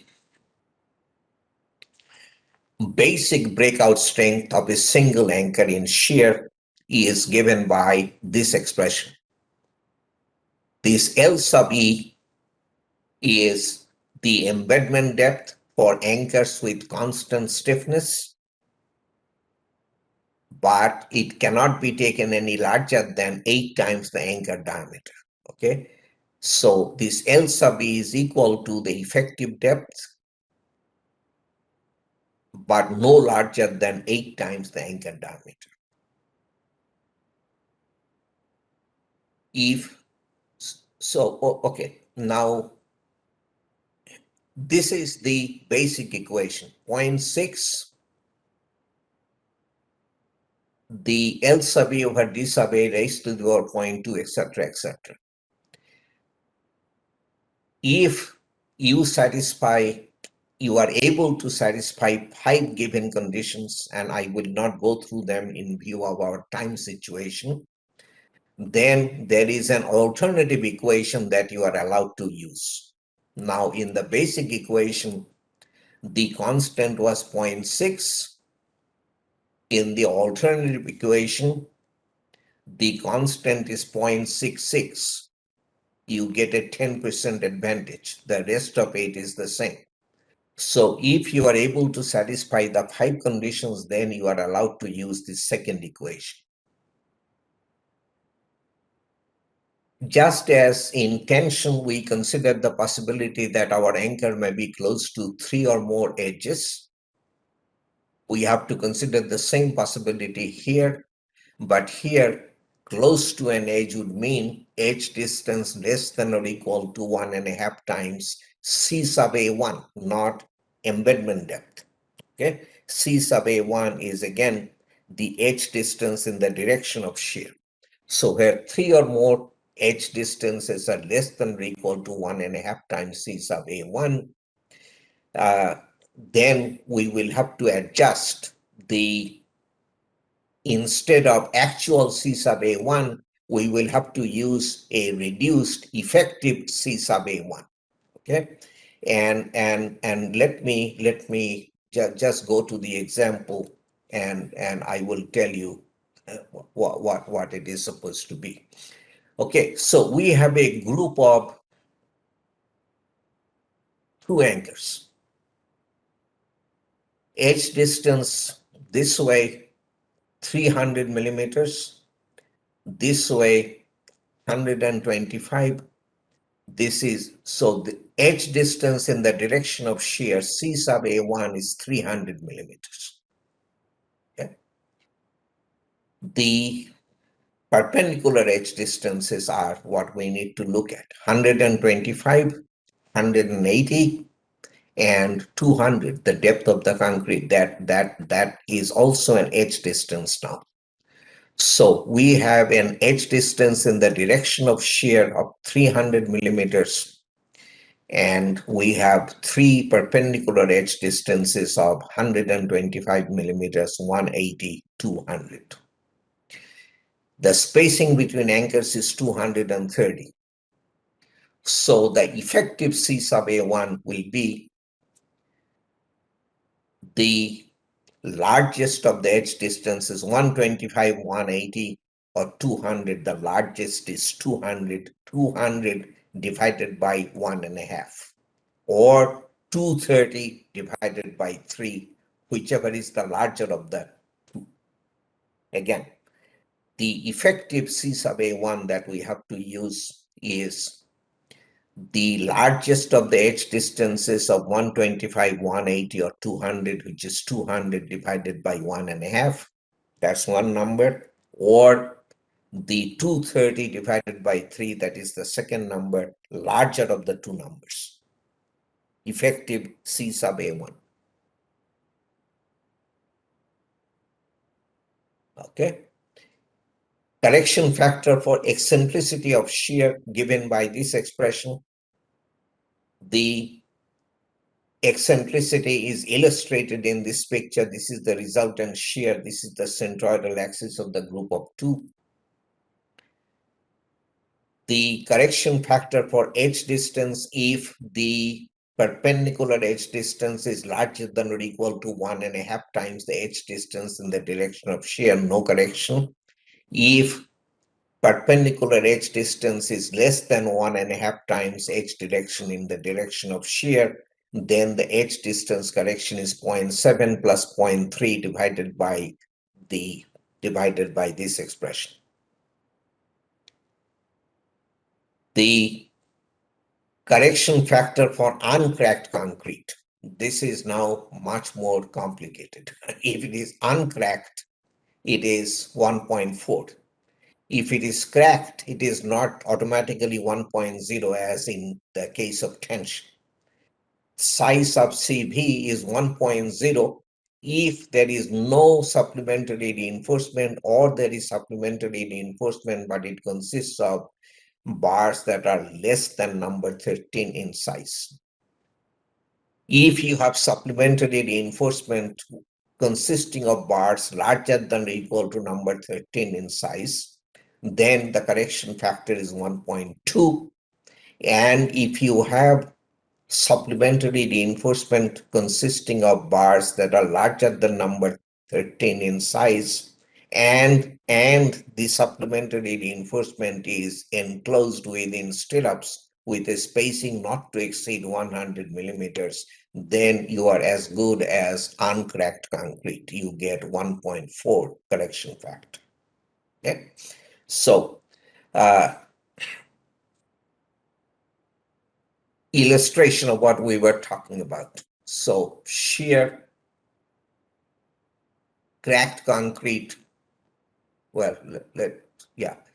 So the first case is no supplementary reinforcement, or if you have supplementary reinforcement, it consists of bars thinner than number 13 in size. So no supplementary reinforcement, correction factor is 1.0, cracked concrete. Second picture, we have supplementary reinforcement supposedly consisting of bars larger than number 13 in size. Correction factor is 1.2. Third picture, we have supplementary reinforcement consisting of bars larger than number 13 in size, and they are enclosed within stirrups. So we have correction factor of 1.4, making this case as good as uncracked concrete. The correction factor for insufficient depth, if the concrete depth is less than 1.5 times C sub A1, then this is your correction factor given by this expression. So coming back to our example, this is Y direction shear where we have an eccentricity of 25 millimeters. So from here on, it gets in a way complicated, but in a way repetitive. Okay, so please follow me closely on this first one, and then I will do a lot of skipping because it is all repetition. So the possibilities are those two anchors break out under 1/3 of the shear applied to the group.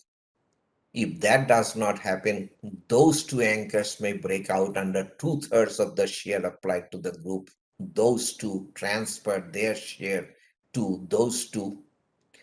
And if that does not happen, then the back anchors break out under the entire shear applied to the group. Okay? So we are now considering the front anchors breaking out under 1/3 of the shear applied to the group. C sub A1 is 100 millimeters. Depth of concrete is 460 millimeters. That is larger than 1.5 times C sub A1. C sub A2 to the right is, so C sub A1 is 100. C sub A2 to the right is 100 millimeters. C sub A2 to the left, we are taking it as 500 millimeters. We have a lot of concrete to the left, but for calculation purposes, we are taking the edge distance as 500 millimeters. So we have only one edge distance that is less than 1.5 times C sub A1. So we do not have an anchor close to 3 edges. So C sub A1 of 100 millimeters does not have to be adjusted down.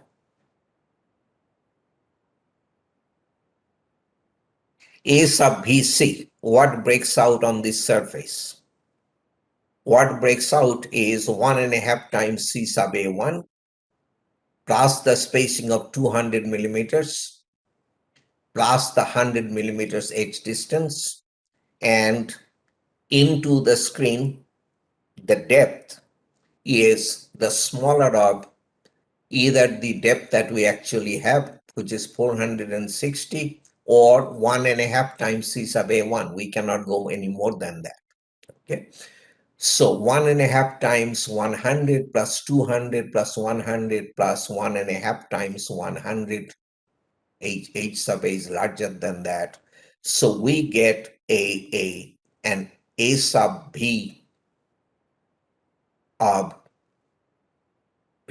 A sub B of 67,500 square millimeters. This is calculated value. This is what breaks out on that surface. A sub B0 is 4.5 times C sub A1 squared, and that for 100 millimeters of C sub A1 is 45,000 square millimeters. Number of moles involved is 2. There is a stipulation that A sub B cannot be any larger than n times A sub B0. That did not happen, so we are okay.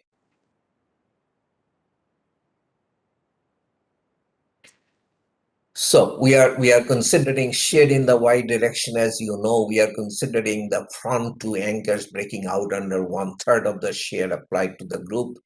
Basic concrete breakout strength given by this expression, L sub E, remember, is equal to the effective depth, but cannot be taken any larger than 8 times the anchor diameter. In our case, the anchor diameter is 12 millimeters, so 8 times 12 is 96. So the 96 governs. L sub E is 96 millimeters.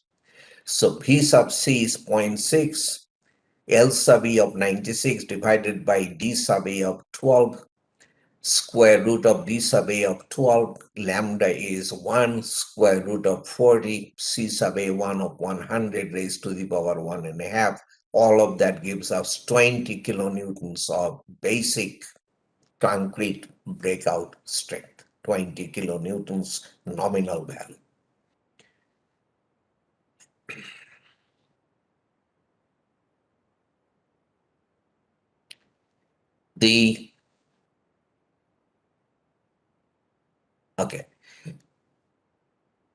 So this is basic concrete breakout strength, B sub B. Eccentricity factor in our case, y direction shear, we have an eccentricity of 25 millimeters. That gives us a correction factor of 0.86 for an edge distance of 100 millimeters. The edge distance correction, C sub A2 to the right is 100 millimeters, which is less than 1.5 times C sub A1. So edge distance correction is 0.7 plus 0.3 times C sub A2 of 100, 1.5 times C sub A1 of 100. That gives us 0.9. That is edge distance correction. The cracking factor, assuming that we have supplementary reinforcement, our cracking factor comes to 1.2. Concrete depth factor, we have plenty of depth. 460 that we have is way larger than 1.5 C sub A1, so we don't have any correction for insufficient depth. So shear in y direction, the group breakout strength is the A sub B of 67,500 square millimeter calculated value divided by A sub B 0, 45,000 square millimeter calculated value, eccentricity correction 0.86, edge distance correction 0.9, cracking factor 1.2, correction for insufficient depth 1.0, basic breakout strength of 20, which is 27.86 kilonewton. Okay, so for the group of 2 to the front, breaking out in shear, the strength is 27.86 kilonewtons. This is nominal strength. Phi, we again have condition A, condition B. Assuming that we have condition A, P is 0.75. But because this is a concrete failure mode, we have another 0.75 reduction. So the total reduction is 44%. Our calculated value of 27.86 goes down to 15.6 kilonewtons. Now, this 15.6 kilonewtons is under 1/3 of the shear applied to the group. Remember, these are the front two. So the total shear demand that the whole group can support before mode 1 failure takes place, the front two breaking out, is 3 times the 15.60, which is 46.80 kilonewtons. Okay. Now we consider the possibility that the middle two break out under 2/3 of V sub U. So now the C sub A1 distance increases to 250 millimeters.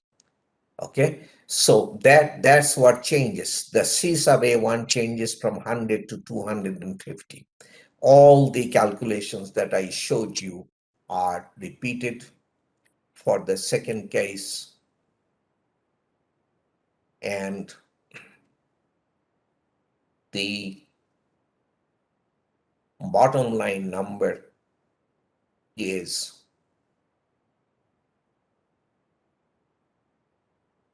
the V sub, so reduce the concrete breakout strength of the group of two in the middle, reduced by 0.75 and phi, comes to 34.93 kilonewtons. Remember, those middle two break out under 2/3 of the shear applied to the group. So the total shear demand that the whole group can support before mode 2 failure takes place, the middle two breaking out, is 1.5 times 34.93, which is 52.4 kilonewtons. Then we consider the third possibility, the back anchors failing under the total shear applied to the group. And that takes us to now very interestingly, I should point this out. So now the C sub A1 has increased to 400 millimeters. This group of two now become close to 3 edges because C sub A1 is so large. So the C sub A1 of 400 has to be adjusted down to, I don't remember the number. It came to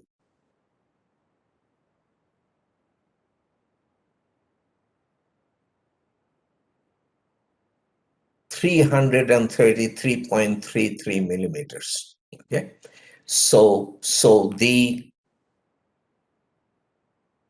this very large edge distance of 400 millimeters meant that the anchor group, that group of two, is close to 3 edges, and because of that, the 400 millimeters of edge distance had to be adjusted down to 333 and a third millimeters. So going through the same calculations that I have shown you twice now,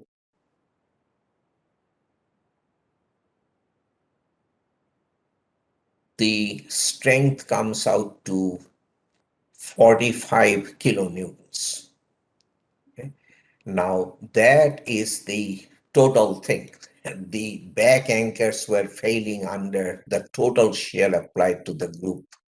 So 45 kilonewtons is the number that the whole group can sustain. So for the first two anchors, The front anchors breaking out, the group strength was 46.8 kilonewtons. For the middle two breaking out, 52.4 kilonewtons. For the back anchors breaking out, 45 kilonewtons. So the group breakout strength actually for Y direction shear is 45 kilonewtons. X direction shear, we have two possible failure modes: the three anchors to the right breaking out or the three anchors to the left breaking out. Okay, skipping all the calculations, going to the bottom line, this is concentric shear, no eccentricity correction. So for the front three breaking out, it is 22.18 for the group, for the three. And because they are subject to because they are failing under one half of the shear applied to the group strength is 44.36 kilonewtons. For the back, the left three breaking out under the total shear applied to the group, the strength comes to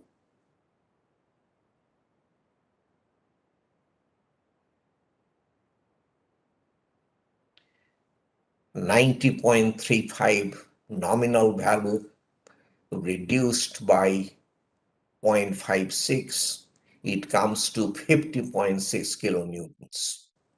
Okay. So the front to breaking out 44.36, back to breaking, not back to the front three breaking out 40, not front, the three to the right breaking out 40.36 kilonewtons, the three to the left breaking out 50.6 kilonewtons. So the breakout strength is 44.36 kilonewtons. Okay. So it's almost 11 your time. Our regulation time is running out. Anchor reinforcement in shear, a very important topic, but I will again, as for anchor reinforcement in tension, it has to be developed on both sides of the failure plane. This way, you have to have full L sub D. This way, the continuity itself provides that the fact that it goes around provides development. So you don't have to worry about this. So this kind of a hairpin is very popular. Shear anchor reinforcement or a spread hairpin like that. This is a group of two anchors. This is fully developed. This is very popular shear anchor reinforcement. Here we have a group of four anchors sitting close to an edge.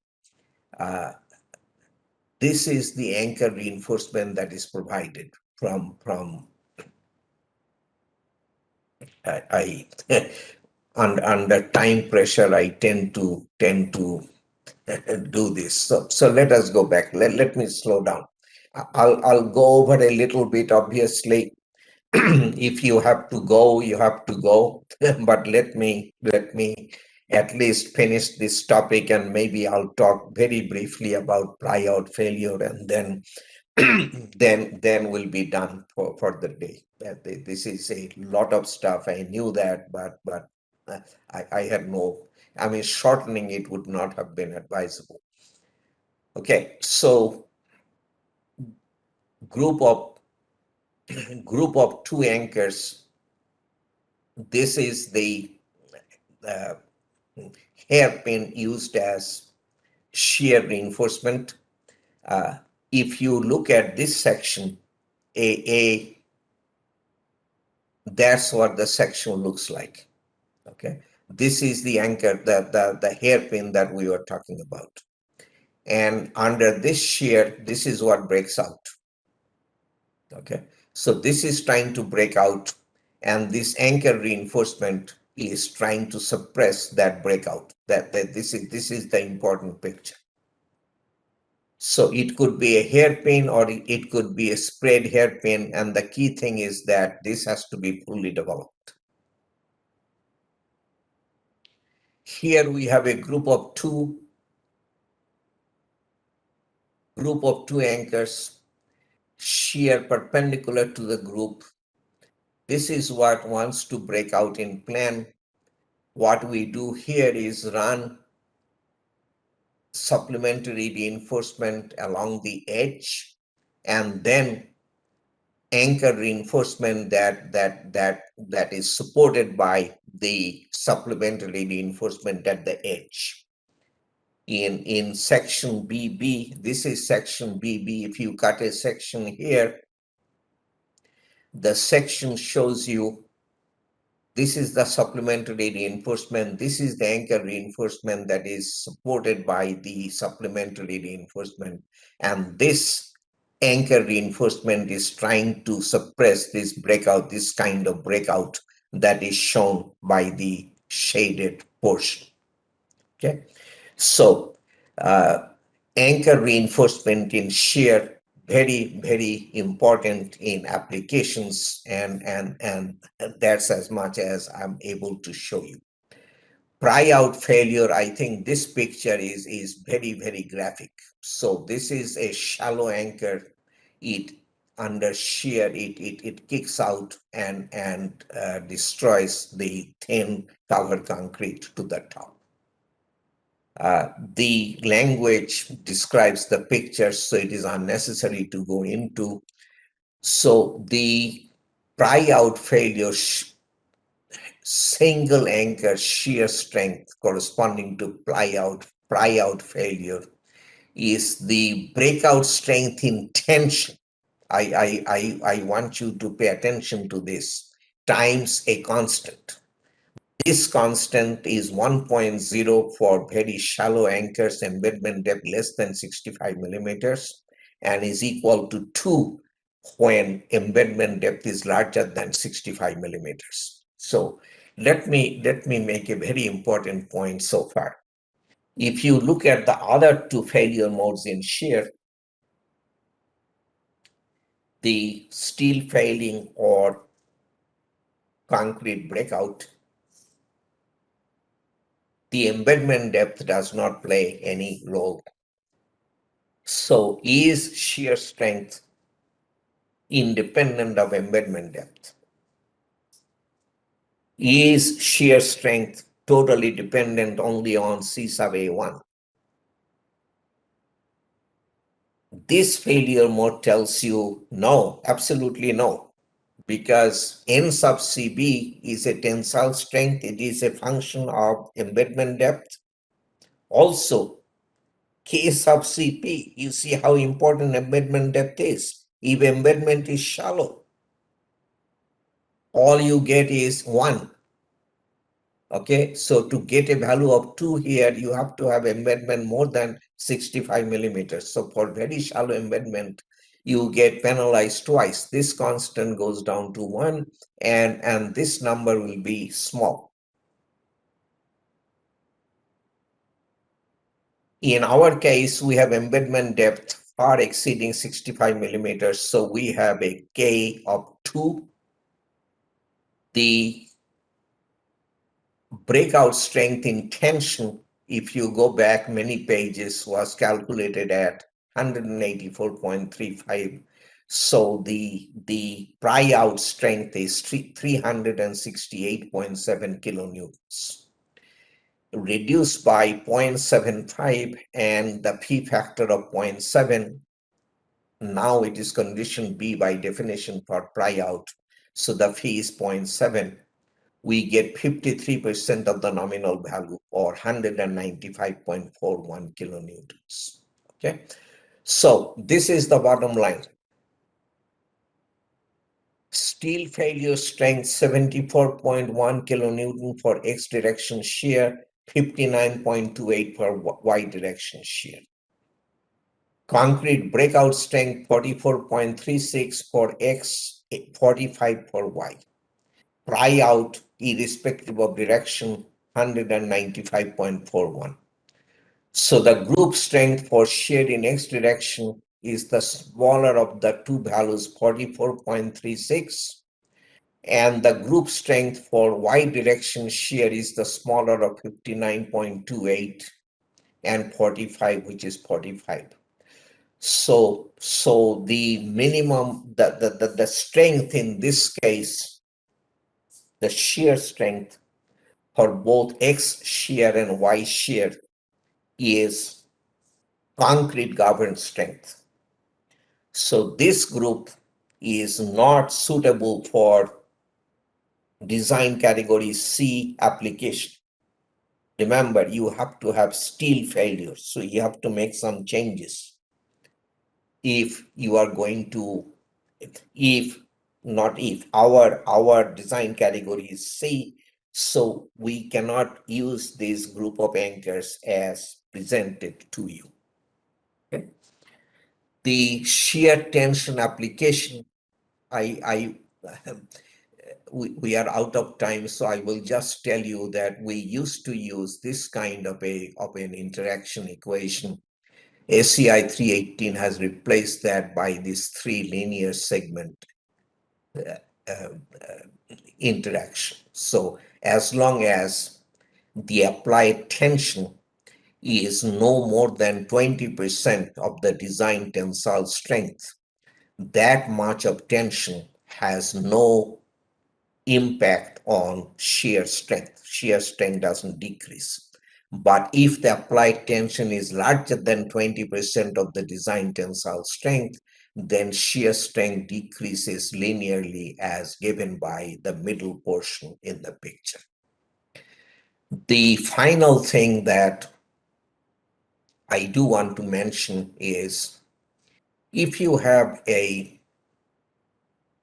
slab and the slab is subject to tension as shown in the picture, the failure will be by splitting cracks developing in the slab.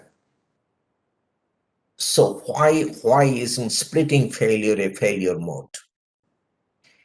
That is because ACI 318 has decided to preclude splitting failure. At design stage, specific products may not be known.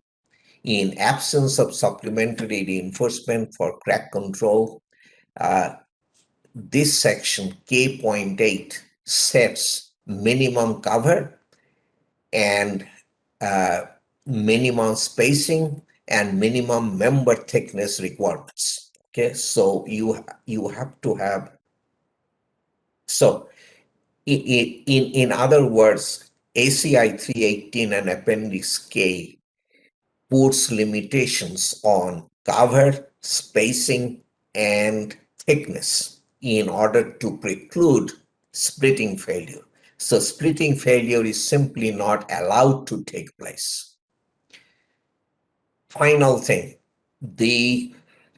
at least until ACI 31808, which is BNBC 2020, we had these limitations. Now it's a somewhat of a different story, but I don't want to confuse you with later editions of ACI 318 because then we never end. So for anchors with diameters not exceeding 50 millimeters and tensile embedment not exceeding 635 millimeters, the concrete breakout strength requirement shall be considered, etc. The concrete breakout strength expressions that I showed you in tension and in shear, those expressions are good only as long as your anchor diameter does not exceed 50 millimeters and as long as tensile embedment depth does not exceed 635 millimeters.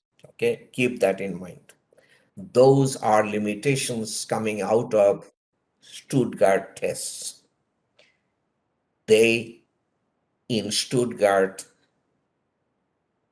did extensive anchor tests but they did not go beyond 50 millimeter diameter anchors, and they did not go beyond 635 millimeter embedment depth. So it was felt safe to put those limitations on. Okay, and I did want to mention that to you. That brings us to an end of the long presentation. Hopefully, the presentation you have benefited from, and more importantly, I think this slide set will do you a lot of good. If you have to design anchors using Appendix K, I hope that you will. I'm pretty certain that you will find this slide set to be of great value. We have spent a lot of time and effort on this. This is in metric in your units. Uh, Appendix K section number said here with rare exceptions where I missed. You have D point something section, just replace the D with the K and you will have your section number, your Appendix K section number. Okay, with that, I thank you very much for your attention, and please do not forget to fill up and return those surveys to us. Okay, thank you so very much. I'll switch off.